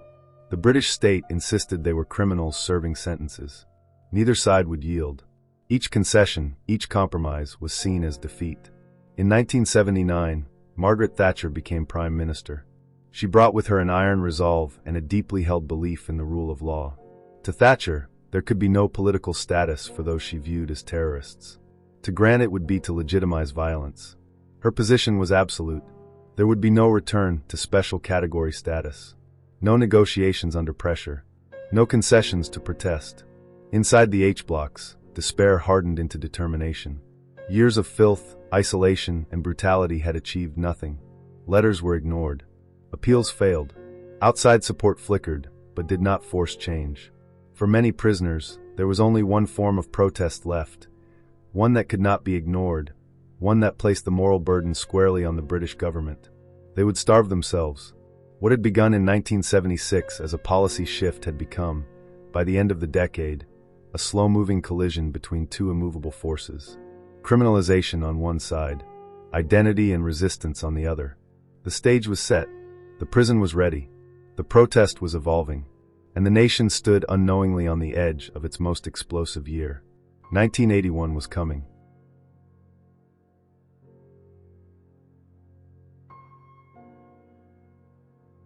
By 1980, the dirty protest had dragged on for nearly 2 years, and it had achieved nothing. The walls were still smeared. The cells were still unlivable. The uniforms still waited untouched. What began as defiance had curdled into exhaustion. Morale inside the H-blocks was shattered. The prisoners were isolated, weakened, and running out of options. They needed something new, something undeniable, something that would force the world to look. The answer came from a long, painful tradition in Irish Republican history, the hunger strike. It was the ultimate weapon of the powerless, a form of protest with no violence, no weapons, and no retreat. A hunger strike turns the body itself into a battlefield. It places the moral burden not on the protester, but on the authority watching them die. The decision was not taken lightly.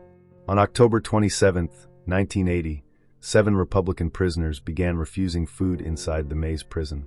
They were led by Brendan "the Dark" Hughes, a veteran IRA figure and a respected leader among the inmates. Within days, the protests spread beyond the H-blocks. 3 women prisoners joined the strike in Armagh jail, ensuring the protest echoed across the prison system. From the beginning, the stakes were clear. As days turned into weeks, the physical toll became impossible to ignore.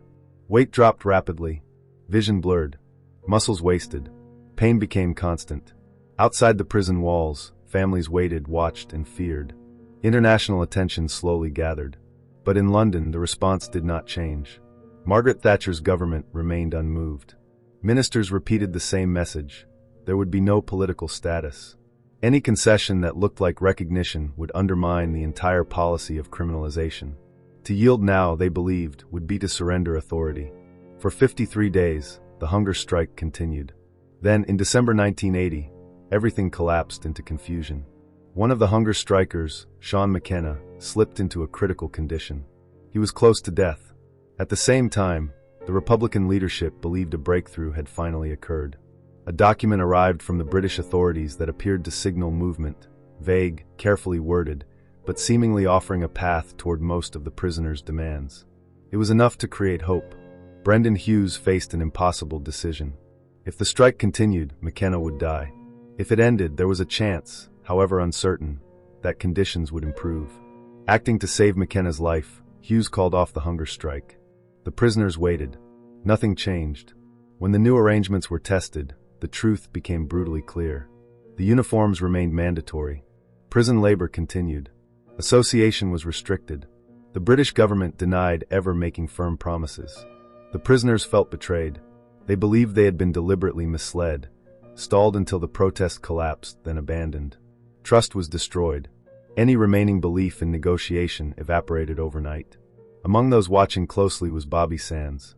During the first hunger strike, Sands had served as the IRA's officer commanding inside the prison. He had seen the damage caused by confusion, by mixed signals, by reliance on outside intermediaries. He was determined that it would never happen again. The push for a second hunger strike did not come from IRA leadership on the outside. In fact, many were deeply hesitant. The failure of 1980 had shown how dangerous and unpredictable the tactic could be. Another strike risked catastrophic loss of life with no guarantee of success. This time, the demand came from inside the prison. The prisoners themselves insisted on it. But the strategy would be different. There would be no mass start, no single moment when everyone refused food together. Instead, prisoners would join the strike one by one, at staggered intervals. This would stretch the protest across months rather than weeks, ensuring a constant crisis rather than a single flashpoint. It would maximize pressure, it would prevent confusion, and it would make retreat almost impossible. Bobby Sands volunteered to go first. The date chosen was heavy with symbolism. March 1st, 1981. Exactly 5 years to the day since special category status had been abolished. On that morning, Sands refused food. The second hunger strike had begun. This time, the prisoners reissued their demands with clarity and precision. There would be no ambiguity, no half measures. They became known simply as the 5 demands. The right not to wear a prison uniform. The right not to do prison work.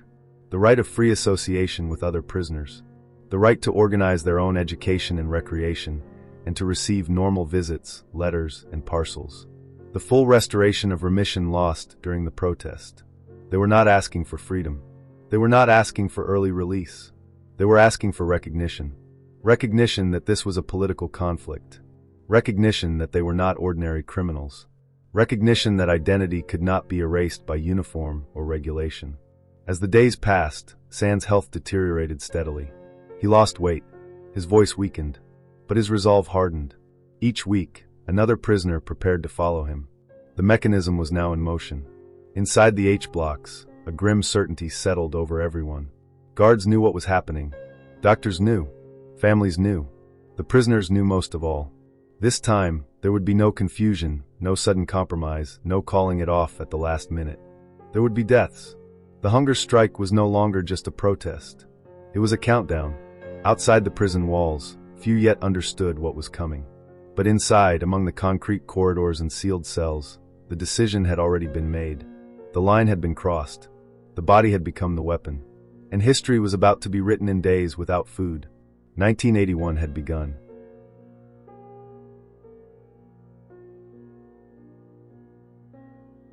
On the morning of March 1st, 1981, Bobby Sands refused his breakfast. It was a quiet act, almost mundane in appearance, carried out in a narrow prison cell deep inside the H blocks of the Maze prison. There were no speeches, no crowds, no cameras. Just a tray of food pushed through a slot and left untouched. Bobby Sands was 27 years old. By that age, he was already a veteran of the Republican movement. Raised in a nationalist working-class area of Belfast, Sands had grown up amid discrimination, street violence, and militarized policing. Like many of his generation, he was drawn into the conflict young. He joined the IRA, was arrested, released, and arrested again. Much of his adult life had been spent behind bars. But Sands was more than a volunteer. He was a writer, a poet, a man deeply conscious of history and symbolism. He understood that this protest would not just be endured, it would be witnessed. Now, on the 5th anniversary of the abolition of special category status, he was beginning what he believed would be his final act of resistance. In a statement smuggled out of the prison, Sands laid out the prisoner's position with calm clarity. We have asserted that we are political prisoners, and everything about our country, our arrests, interrogations, trials, and prison conditions show that we are politically motivated, not for selfish reasons. These were not the words of a man seeking death. They were the words of someone seeking meaning. The British government's response was immediate and absolute.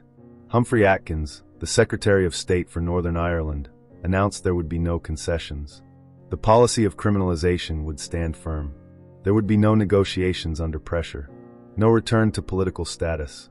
Prime Minister Margaret Thatcher reinforced the message personally. To her, the hunger strikers were convicted criminals attempting to coerce the state. To yield would be to legitimize terrorism. She rejected the idea that the protest carried moral weight. As far as the government was concerned, the matter was simple. The prisoners had chosen to refuse food. The state would not intervene. The consequences were theirs alone. Crucially, the government also made clear it would not force-feed prisoners who refused medical treatment. This was framed as respect for personal choice, but it carried a stark implication. If Bobby Sands starved to death, the British state would allow it. Inside the prison, Sands began to weaken almost immediately. Hunger strikes are not slow declines at first, they are sharp shocks to the body. Hunger pangs, dizziness, headaches, nausea. The body burns through reserves, then begins consuming itself. Sands understood this intimately. Secretly, he began to document his experience. Using scraps of toilet paper and a pen refill hidden inside his body, he kept a diary, writing in tiny, cramped script. The entries are raw and unsettling, a daily record of pain, faith, doubt, and resolve. At one point he wrote, "I am standing on the threshold of another trembling world. May God have mercy on my soul." These were not words meant for propaganda. They were confessions. As days passed, Sands' weight dropped. His sleep became fractured. His energy drained away. But outside the prison walls, the protest was beginning to take on a life of its own. Support networks mobilized rapidly. The anti-H-block/anti-internment committee organized marches, rallies, and vigils across nationalist areas. Murals appeared. Posters went up. Sands' face, thin, intense, unmistakable, began to appear on walls across Northern Ireland. International media started to take notice. Then, just 2 weeks into the strike, the strategy of staggered participation came into play. On March 15th, Francis Hughes began his hunger strike. Hughes was not a symbolic choice. He was a highly regarded IRA volunteer, respected inside the prison for his toughness and discipline. His decision sent a clear message. This protest would not end with one death. A week later, Raymond McCreish and Patsy O'Hara also refused food. The rhythm was deliberate, calculated, relentless. As one striker weakened, another joined. The story never left the headlines. There was always a new name, a new face, a new countdown. Inside the H-blocks, tension thickened. Prison officers watched the men waste away. Doctors recorded the decline. Chaplains visited. Everyone understood where this was heading, even if no one said it aloud. By late March, Bobby Sands' condition had deteriorated sharply. He struggled to stand. His voice faded to a whisper. His eyesight blurred. Yet mentally, he remained fiercely focused. Visitors described him as calm, even serene, though clearly suffering. And then, without warning, fate intervened. A political earthquake was about to strike. In the rural constituency of Fermanagh in South Tyrone, the sitting MP died suddenly, triggering a by-election. Almost immediately, Sands' name was put forward as a candidate. The idea seemed absurd at first. A dying prisoner, on hunger strike, running for the British Parliament. But to many, the symbolism was irresistible. If Bobby Sands won, it would shatter the British government's central claim that the hunger strikers were isolated criminals with no public mandate. It would expose the conflict as political in the clearest possible way. Sands did not campaign. He could not. He lay in a prison cell, growing weaker by the day. Others campaigned in his name, turning the election into a referendum on criminalization itself. As Sands' health declined, his profile rose. What had begun as a prison protest was now on the brink of becoming an international crisis. A man refusing food behind bars was about to challenge the authority of the British state, not with a weapon, not with a bomb, but with a ballot paper. The hunger strike had crossed a line, and Northern Ireland, along with the world, was about to be forced to choose how to respond. Just days after the hunger strike began, fate intervened in a way no one could have planned. Frank Maguire, the independent nationalist member of parliament for Fermanagh and South Tyrone, died suddenly. His death triggered a by-election, an ordinary parliamentary procedure that, in the context of 1981 Northern Ireland, became anything but ordinary. Inside Republican circles, an idea began to take shape. It was audacious, risky, almost unthinkable. What if they ran Bobby Sands as a candidate? A man starving himself to death in a prison cell. A convicted IRA volunteer, standing for election to the very parliament enforcing his imprisonment. The gamble was enormous. If Sands lost, it would reinforce the British government's argument that the hunger strikers were isolated extremists with no real public backing. But if he won, if a dying prisoner could be elected by popular vote, it would tear the criminalization policy apart in full view of the world. The decision was made. Bobby Sands would stand as the anti-H Bloc/Armagh political prisoner candidate. The campaign that followed was frantic and improvised. Sands, already gravely weakened by weeks without food, could not campaign himself. He never left his cell. He never gave a speech. He never shook a hand. Instead, others carried his name. Activists fanned out across one of the most bitterly divided constituencies in Northern Ireland. Fermanagh in South Tyrone was a patchwork of nationalist and unionist communities, farms and villages, deep loyalties and deeper resentments. Every door knocked was a confrontation. Every poster erected was an act of defiance. The election quickly narrowed into a straight fight.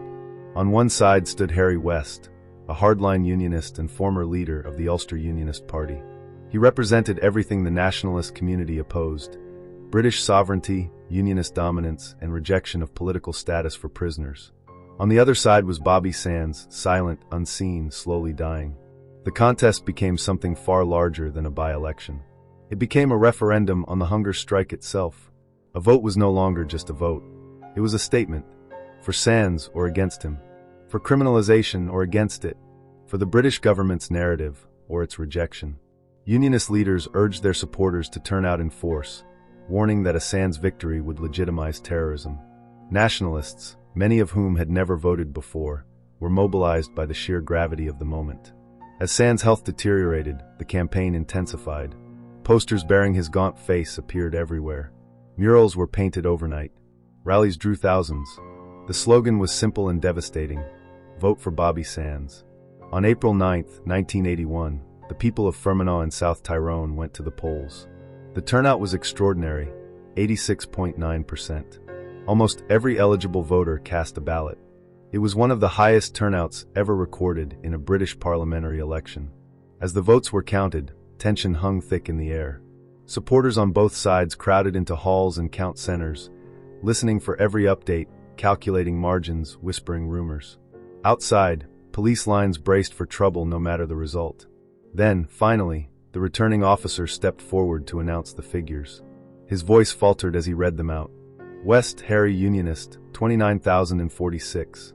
Sands, Bobby, anti-H Bloc/Armagh political prisoner, 30,492. There was a moment of stunned silence. Then the reality landed. Bobby Sands had won. A convicted IRA prisoner. A man on hunger strike. Now a member of the British Parliament. The shockwaves were immediate and global. In nationalist areas, celebrations erupted. Crowds poured into the streets, chanting Sands' name, waving tricolors, lighting fires. In many places, joy quickly spilled into riots as security forces moved in. The air crackled with emotion, pride, defiance, rage, hope. For Republicans, it was an astonishing victory. Proof that their struggle resonated far beyond prison walls. Proof that the hunger strike was not an isolated protest, but a movement with genuine popular support. For Unionists, it was a moment of deep shock and anger. The idea that a man they viewed as a terrorist could be elected to Westminster was almost unbearable. It felt like a betrayal of the system itself. In London, the reaction was one of disbelief and embarrassment. The British government's central argument had been demolished.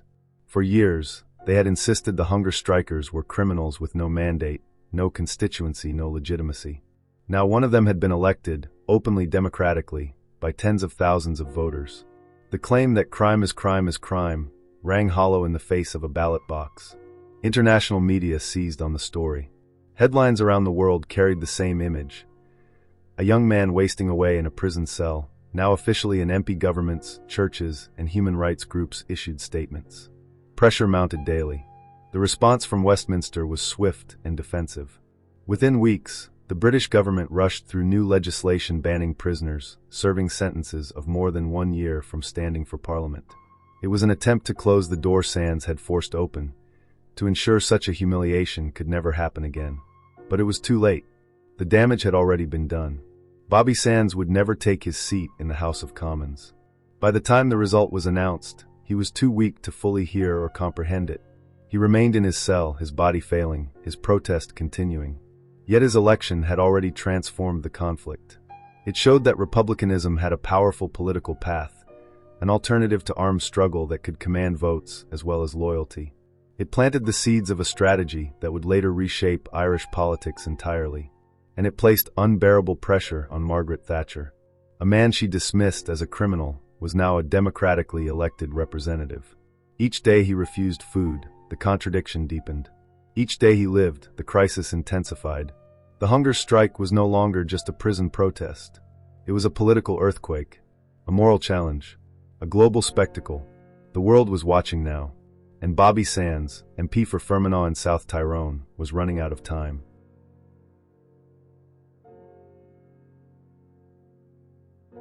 The election of Bobby Sands plunged Margaret Thatcher into a political crisis of the highest order.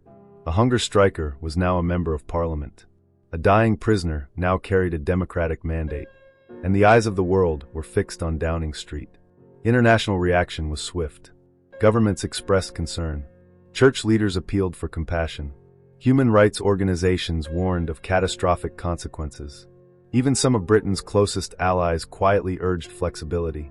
Many believed that Sands' election had changed everything, that Thatcher would now be forced to compromise. They were wrong. Margaret Thatcher had built her entire political identity on resolve. She was the Iron Lady, a leader who prided herself on never yielding to pressure, whether from trade unions, foreign powers, or internal dissent. To back down now, under the glare of international attention, would not simply be a policy shift. In her mind, it would be surrender. She did not see a human rights protest. She did not see a moral appeal. She saw a challenge to the authority of the state. To Thatcher, the hunger strike was not an act of conscience, but a calculated political weapon. She famously dismissed it as the IRA's last card, a propaganda strategy designed to win sympathy and legitimacy after years of violence. Her response was cold, deliberate, and absolute. Standing before Parliament and the press, she restated the government's position without ambiguity. We are not prepared to consider special category status for certain groups of people serving sentences for crime. Crime is crime is crime. It is not political. It was more than rhetoric. It was a worldview. Thatcher framed the issue in stark moral terms. There was, she insisted, no such thing as political murder, only criminal acts that destroyed innocent lives. To concede political status would be to reward violence, to tell future gunmen and bombers that death could be leveraged into recognition. In her calculation, that risk outweighed everything else. Behind the scenes, officials scrambled. Diplomatic cables warned of reputational damage. Civil servants explored possible wording that might ease tensions without appearing to concede ground. Quiet channels of communication were opened with intermediaries close to the Republican movement. But one constant remained. Margaret Thatcher herself would not move. Secret government documents released years later would reveal that while discussions occurred at lower levels, the Prime Minister was immovable. She believed any concession, even cosmetic, would be interpreted as victory by the IRA and would only fuel further violence. Better, in her mind, to endure condemnation than to weaken the authority of the state. This stance created an absolute deadlock. On one side were prisoners who had reduced their demands to something brutally simple: recognition or death. They had exhausted every other form of protest. They had accepted, calmly, deliberately, that this path might kill them. On the other side stood a prime minister who believed that yielding would unleash greater bloodshed in the long run. To her, allowing men to die was tragic, but permitting the state to be coerced was unforgivable. There was no room left for compromise. As April turned into May, Bobby Sands' condition deteriorated rapidly. He had lost vast amounts of weight. His organs were failing. He drifted in and out of consciousness. Doctors warned his family that death was imminent. Each day became a global media event. Television news carried nightly updates from outside the Maze prison. Reporters recited the number of days Sands had gone without food. Newspapers printed photographs of his hollowed face alongside images of riots, funerals, and protests. In nationalist areas, anger simmered close to boiling point. Riots erupted almost nightly. Young people clashed with police and soldiers. Funerals became demonstrations. Sands' image was everywhere, on walls, on banners, on badges pinned to coats. Across the border in the Republic of Ireland, public outrage intensified. In Europe and the United States, protests were held outside British embassies.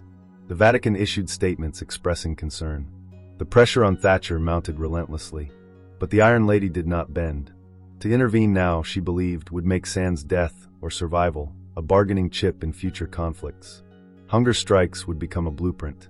The authority of the state would be fatally undermined. So she held the line. Inside the prison, Sands' final days unfolded slowly and painfully. He was no longer able to write. His diary had ended weeks earlier. Visitors described him as skeletal, his voice barely audible, his body curled inward. Yet he refused medical intervention, refused food, refused to retreat. On May 5, 1981, after 66 days without eating, Bobby Sands died. He was 27 years old. The news detonated across Northern Ireland. Riots erupted instantly. Streets burned. Security forces flooded nationalist areas. Tens of thousands of people attended Sands' funeral, which moved through West Belfast under the watch of armed soldiers and police helicopters. To his supporters, Bobby Sands was a martyr, a man who had died for dignity and recognition. To the British government, he remained what they had always insisted he was, a convicted criminal who chose death. But death did not end the hunger strike. Within days, Francis Hughes died. Then Raymond McCreish and Patsy O'Hara followed. One by one, men who had watched Sands waste away stepped into the same fate. Each death deepened the crisis. Each funeral hardened positions. Each coffin narrowed the space for reconciliation. Margaret Thatcher would later say she felt no remorse. She believed history would judge her decision as necessary. To her, the state had survived its test. But for Northern Ireland, the cost was devastating. The collision that had been set in motion years earlier, criminalization versus identity, authority versus sacrifice, had reached its inevitable conclusion. 10 men would die before the hunger strike ended. 1981 would become the deadliest year of the Troubles.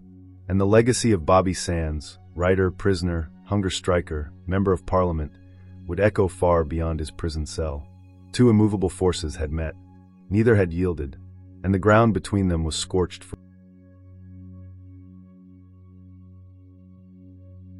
The final days of Bobby Sands unfolded under the glare of global attention. By late April 1981, his condition was critical. Each hour was monitored.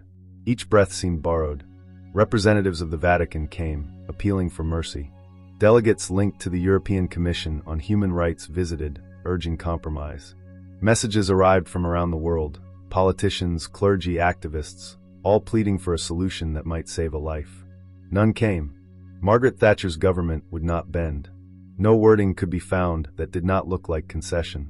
No formula could satisfy both authority and humanity.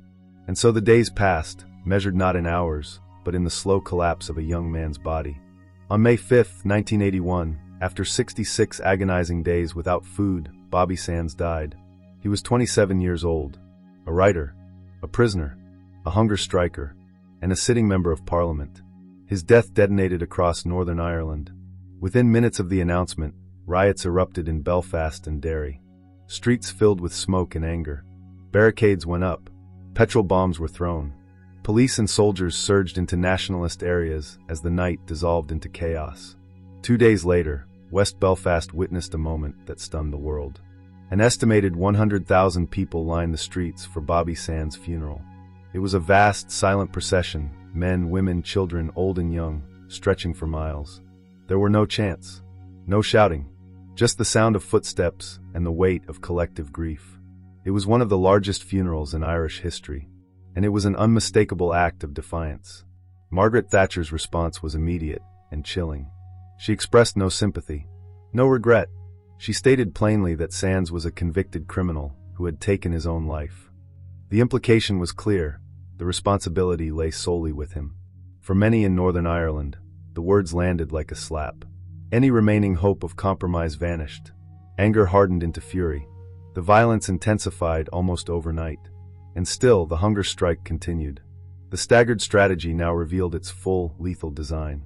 As one man was buried, another approached death. The cycle repeated with grim precision: deterioration, death, funeral, riot. On May 12th, Francis Hughes died after 59 days on hunger strike. Known for his toughness and physical strength, Hughes' death shattered any illusion that resilience could save the strikers.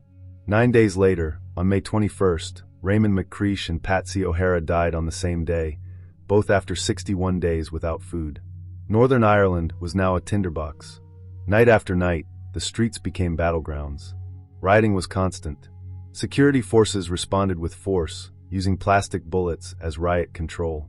They proved deadly.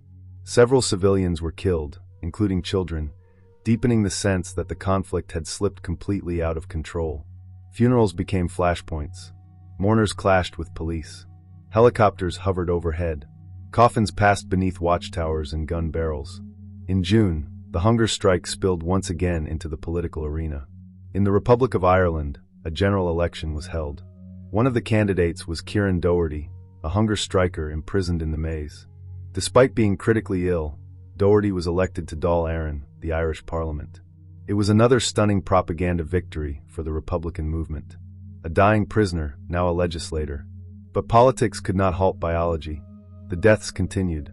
On July 8th, Joe McDonnell died after 61 days. 5 days later, on July 13th, Martin Husson died after 46 days. Husson's shorter strike was due to complications that caused severe vomiting, accelerating his decline. His death exposed the unpredictable brutality of starvation. On August 1st, Kevin Lynch died after 71 days. The very next day, August 2nd, Kieran Doherty TD died after 73 days on hunger strike, the longest of any of the strikers. An elected representative of the Irish people died in a prison cell, watched by the world.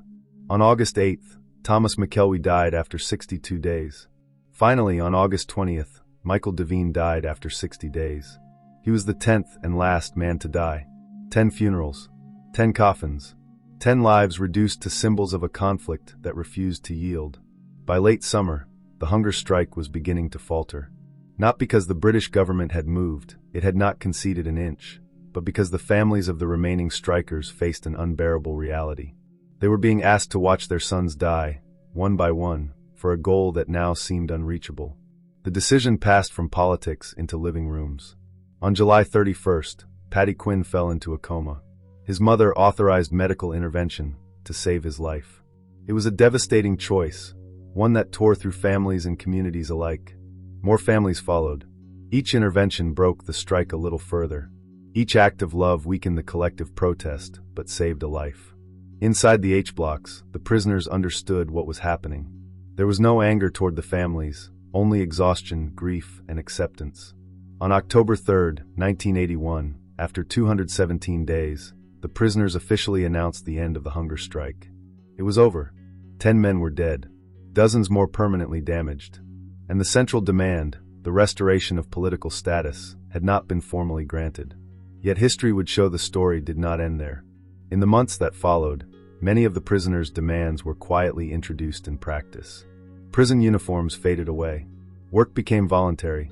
Conditions changed, not by declaration, but by drift. And outside the prison walls, something fundamental had shifted. The hunger strike transformed Irish republicanism. It revealed the power of electoral politics. It reshaped Sinn Féin's strategy. It radicalized a generation and hardened divisions that would take decades to heal. 1981 became the deadliest year of the Troubles. A year defined by starvation, funerals, riots, and unyielding resolve. 10 men died to force the world to look, and Northern Ireland, scarred, polarized, and grieving, would never be the same again.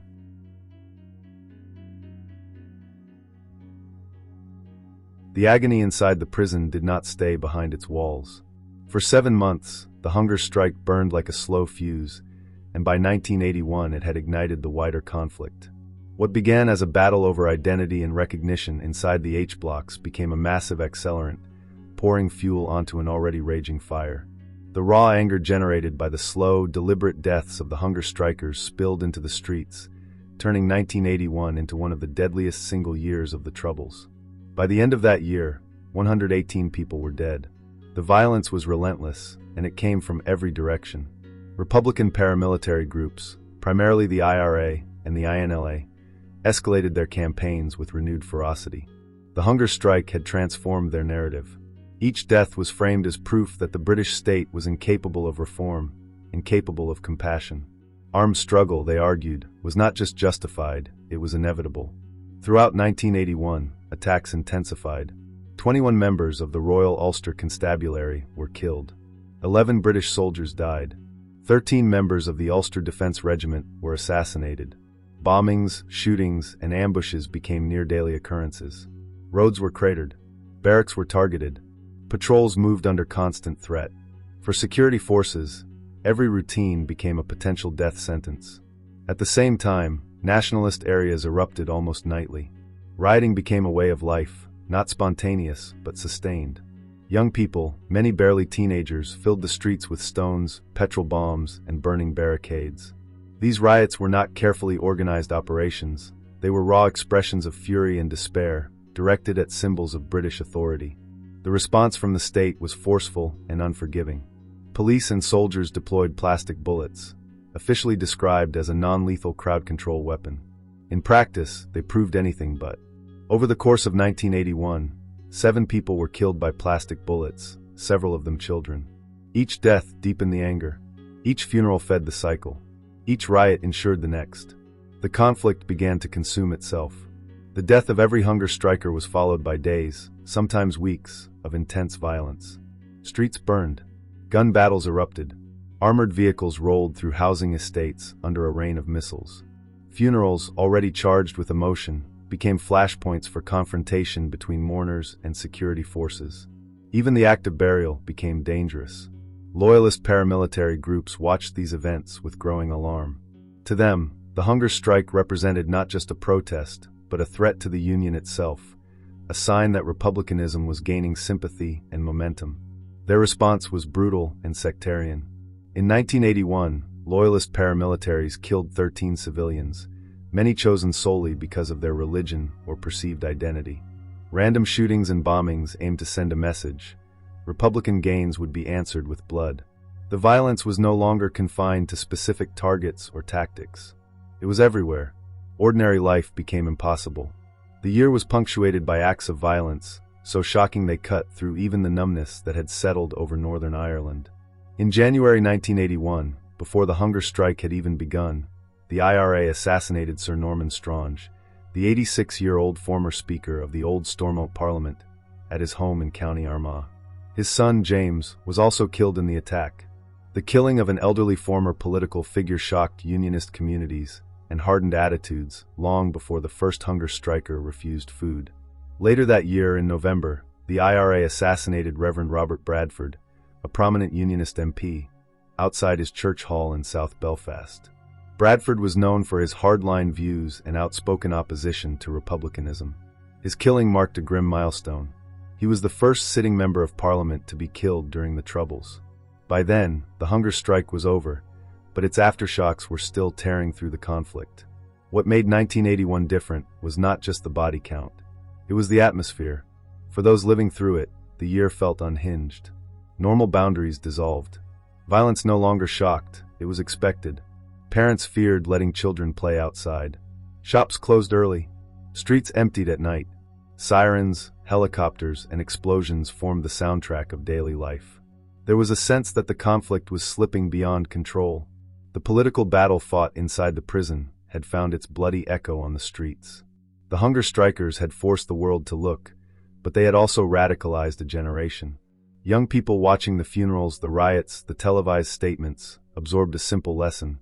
Nothing would change without sacrifice. And sacrifice was everywhere. 1981 represented the Troubles at their most raw and volatile. Compromise was impossible. Trust was non-existent. Every action was interpreted through the lens of betrayal or resistance. The space for moderation vanished almost entirely. To many, it felt like a descent towards civil war. Neighbors turned inward. Communities hardened. Fear and anger fed each other endlessly. The hunger strike had not just exposed the conflict, it had intensified it, stripping away any illusion of restraint. When the year finally ended, Northern Ireland was exhausted, traumatized, and more polarized than ever. 1981 was not merely another chapter in the Troubles. It was a year when grief turned to rage, when protest turned to bloodshed, and when the conflict revealed its most unforgiving face. A year that left 118 dead, countless lives shattered, and scars that would take generations to heal.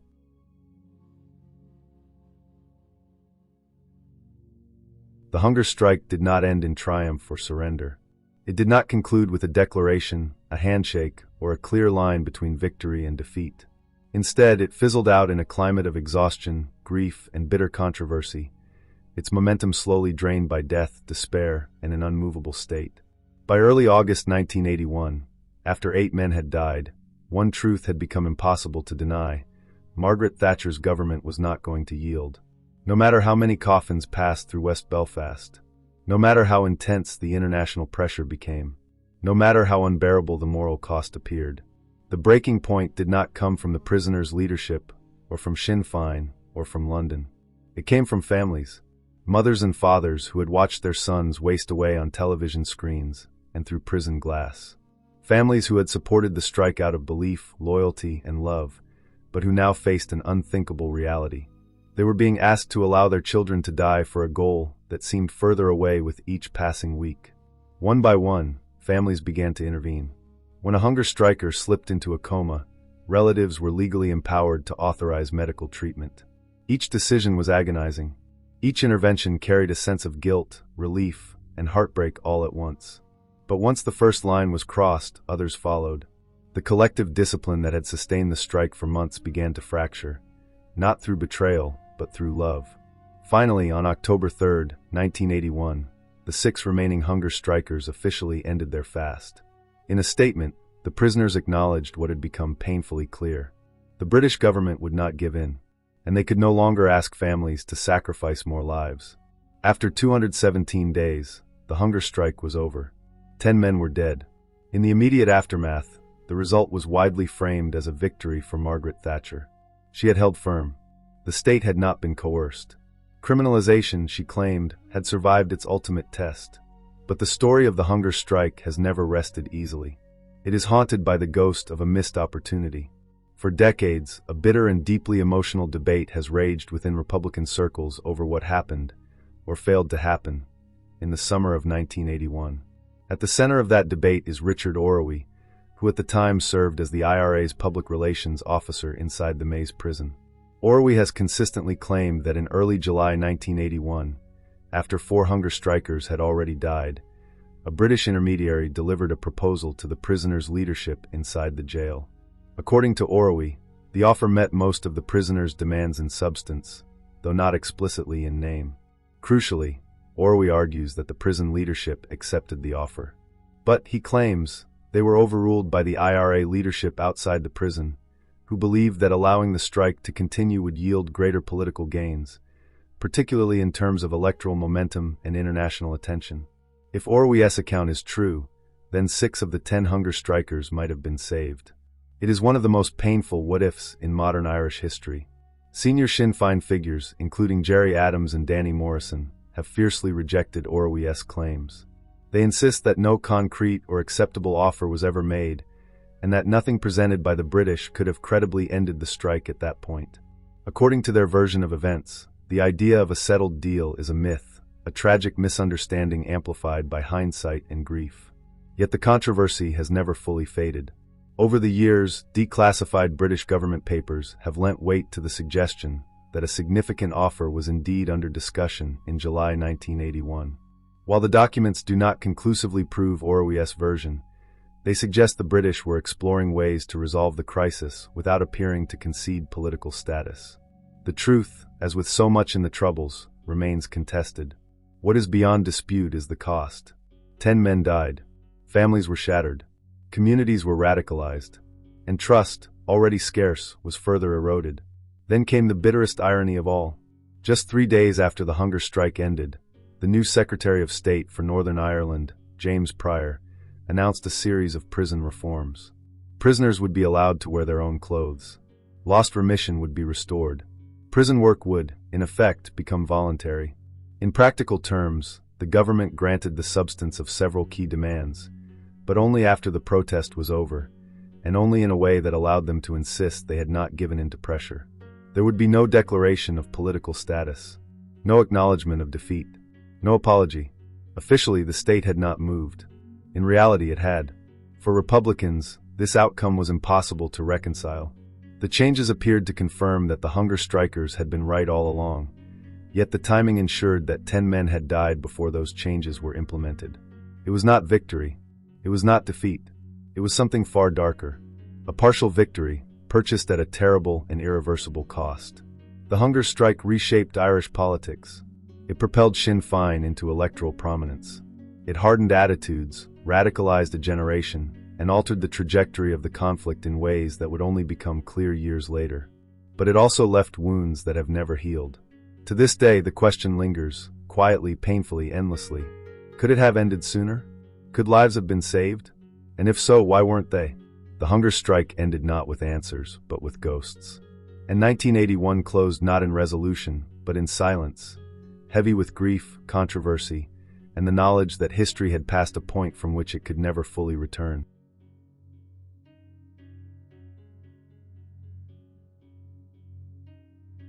While the hunger strike failed to achieve its stated objective, its consequences were anything but small. In cold strategic terms, it was a failure. Political status was not restored, and the British government did not publicly concede. Yet in a far deeper sense, the hunger strike became one of the most transformative moments in modern Irish politics. What was lost in the prison cells was more than compensated for in the political arena. Its most lasting legacy was the birth of a new Republican strategy, one that reshaped the conflict itself.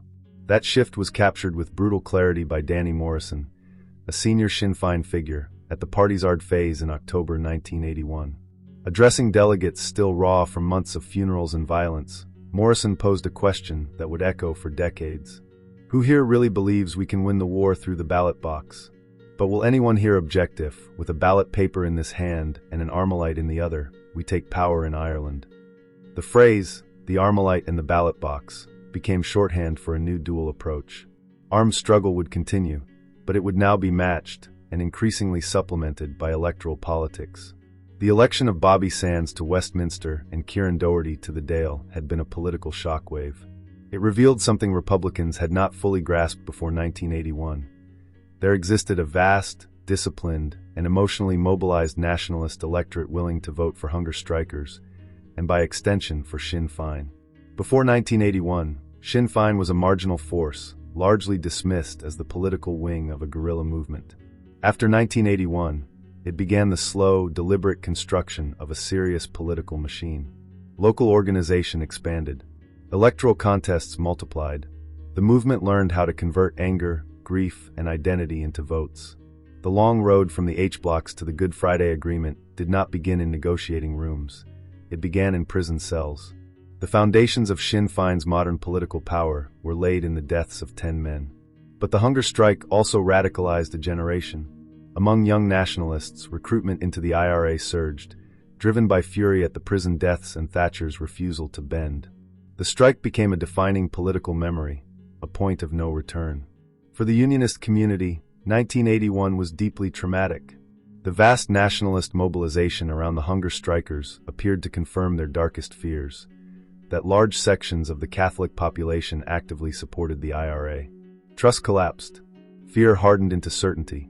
The divide between the two communities widened, ensuring the conflict would continue for another 15 years.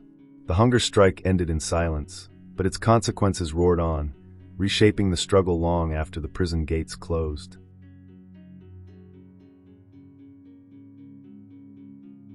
"1981 was a year of fire and blood, a crucible that forged the modern Republican movement. What began as a prison protest over clothes and dignity spiraled into an international crisis that consumed Northern Ireland and reverberated across the world. 10 men died slow, public deaths. Streets burned. Politics was reshaped, and a society already fractured was pushed to its absolute limits. The hunger strike was never just about prison conditions.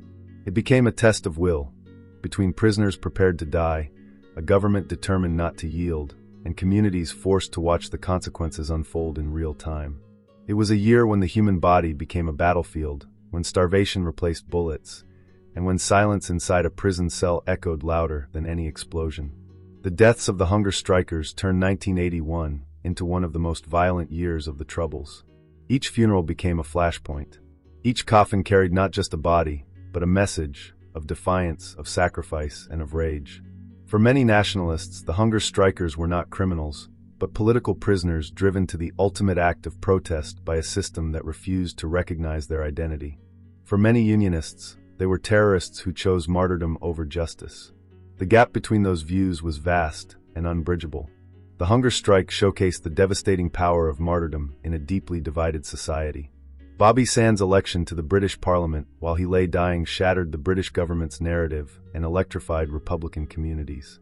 It proved that the struggle was not confined to back alleys and border roads. It could also be fought at the ballot box. That realization changed everything.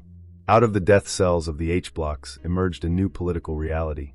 Sinn Féin, once marginal and dismissed, began its transformation into a serious electoral force.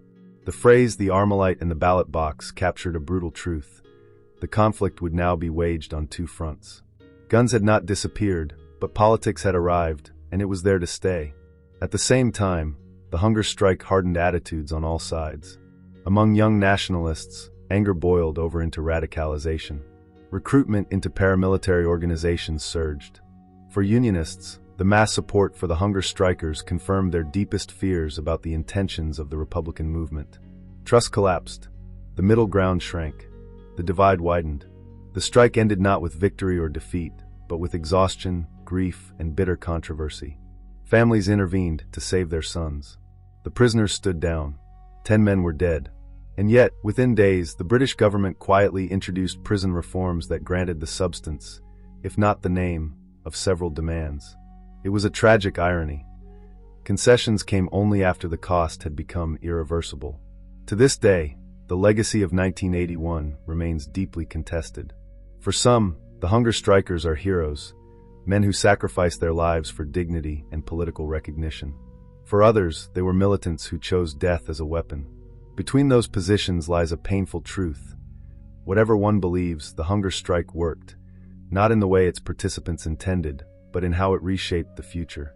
The political path that eventually led to ceasefires, negotiations, and the Good Friday Agreement can be traced back to that year. The hunger strike forced Republicans to recognize the power of electoral politics. It forced Britain to confront the limits of repression, and it ensured that the conflict could never again be framed solely as a security problem. Yet the ghosts of 1981 have never left. They linger in murals, in funerals remembered, in anniversaries marked, and in arguments that still refuse to die. They are a reminder of a time when compromise was seen as betrayal, when conviction demanded sacrifice, and when 10 men in prison cells pushed a nation to the very edge of the abyss. The year 1982 unfolded in Northern Ireland as part of a long, grinding conflict that had already reshaped society, politics, and daily life for over a decade, known collectively as the Troubles. This period of violence and division between largely nationalist and Republican and unionist and loyalist communities, alongside the presence of British state forces, showed little sign of resolution.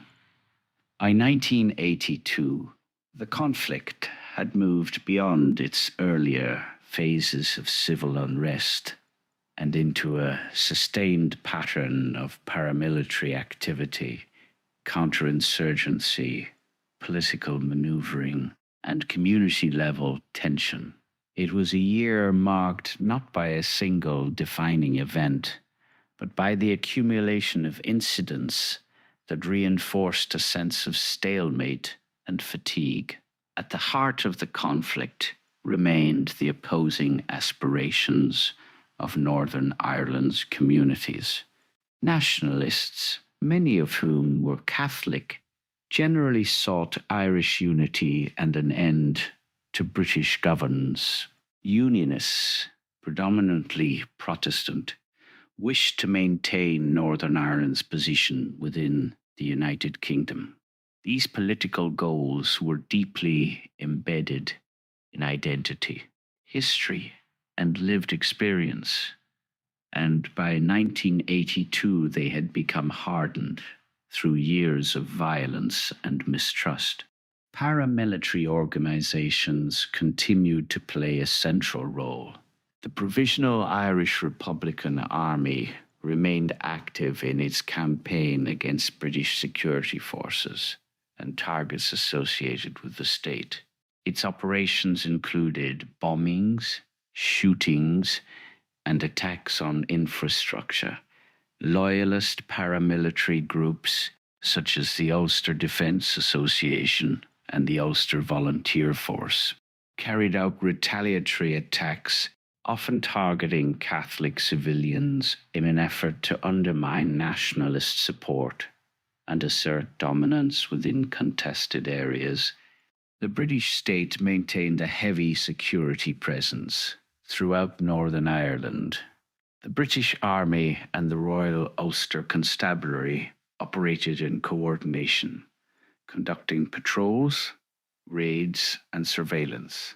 Armoured vehicles became a familiar sight in urban areas such as Belfast and Derry, where soldiers moved through neighbourhoods that were often hostile to their presence. Checkpoints, searches, and curfews shaped the routines of daily life, contributing to a sense of constant tension. In 1982, violence remained a persistent feature of the landscape. Bomb attacks targeted commercial premises, military installations, and public spaces, often causing significant damage and loss of life. Shooting incidents, whether directed at security forces or civilians, reinforced the atmosphere of fear. Each attack was followed by retaliation or reprisal, creating cycles that were difficult to break. While individual incidents varied in scale and impact, together they sustained a climate in which normal life was continually disrupted. One of the defining features of the Troubles by this stage was the normalization of conflict. For many residents of Northern Ireland, particularly in areas most affected by violence, the presence of soldiers, the sound of explosions, and the risk of attack had become part of everyday experience. Children grew up in environments where conflict was a constant backdrop, shaping their perceptions and expectations. Schools, workplaces, and social spaces all operated within the constraints imposed by security concerns and community divisions. The political landscape in 1982 reflected the broader stalemate. Efforts to establish stable governance structures had repeatedly faltered, and Northern Ireland remained under direct rule from Westminster. Elections and political initiatives offered limited progress, as deep-seated mistrust hindered cooperation between parties. The absence of a functioning local government contributed to a sense of political disconnection, with many individuals feeling that their interests were not adequately represented. Within nationalist communities, the aftermath of the 1981 hunger strikes continued to influence attitudes and strategies. The deaths of prisoners protesting for political status had galvanized support for Republican causes and increased the political visibility of groups associated with the movement. The rise of political engagement alongside paramilitary activity reflected a dual approach that sought to advance objectives through both electoral and militant means. Unionist communities, meanwhile, faced their own challenges. Concerns about security, identity, and political stability shaped responses to ongoing developments. Loyalist paramilitaries, while often operating independently of official political structures, drew support from segments of the community that felt threatened by Republican activity. At the same time, divisions within unionism complicated efforts to present a unified political front. Economic conditions added another layer of difficulty. Northern Ireland in 1982 experienced high levels of unemployment and limited economic growth, exacerbated by the instability created by the conflict. Investment was deterred Businesses faced disruption, and many individuals struggled to find stable employment. Economic hardship reinforced existing grievances and contributed to the persistence of the conflict as limited opportunities made alternative paths less accessible. Social life was deeply affected by the divisions of the Troubles. Segregation between communities was both a cause and a consequence of the conflict, with residential areas often defined by religious and political affiliation. Peace walls and other physical barriers separated neighborhoods, reducing interaction and reinforcing perceptions of difference. Social networks tended to operate within these boundaries, limiting opportunities for understanding and reconciliation. Education, while providing a degree of stability, also reflected the broader divisions. Schools were largely segregated along religious lines, shaping the experiences and perspectives of young people. While some initiatives sought to promote integration, their impact was limited in the context of ongoing conflict. The education system, like other aspects of society, functioned within a framework that mirrored the divisions of the wider community.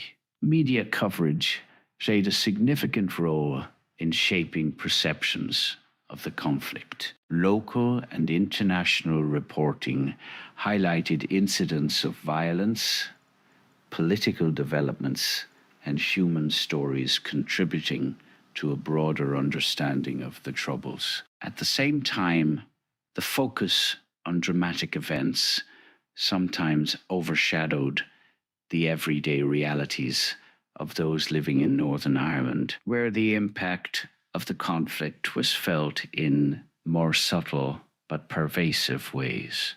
The cultural landscape of Northern Ireland in 1982 also bore the imprint of the Troubles. Music, art, and literature reflected the experiences of conflict, offering both commentary and expression.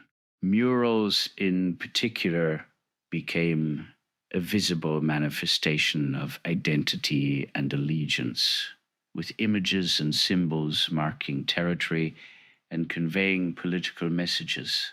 These cultural forms provided a means of articulating perspectives that were often excluded from formal political discourse.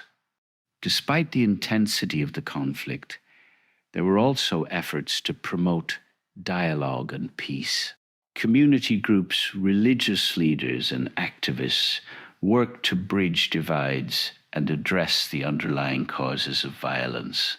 While these initiatives often operated on a small scale and faced significant challenges, they represented an alternative vision for Northern Ireland, one based on cooperation and mutual understanding.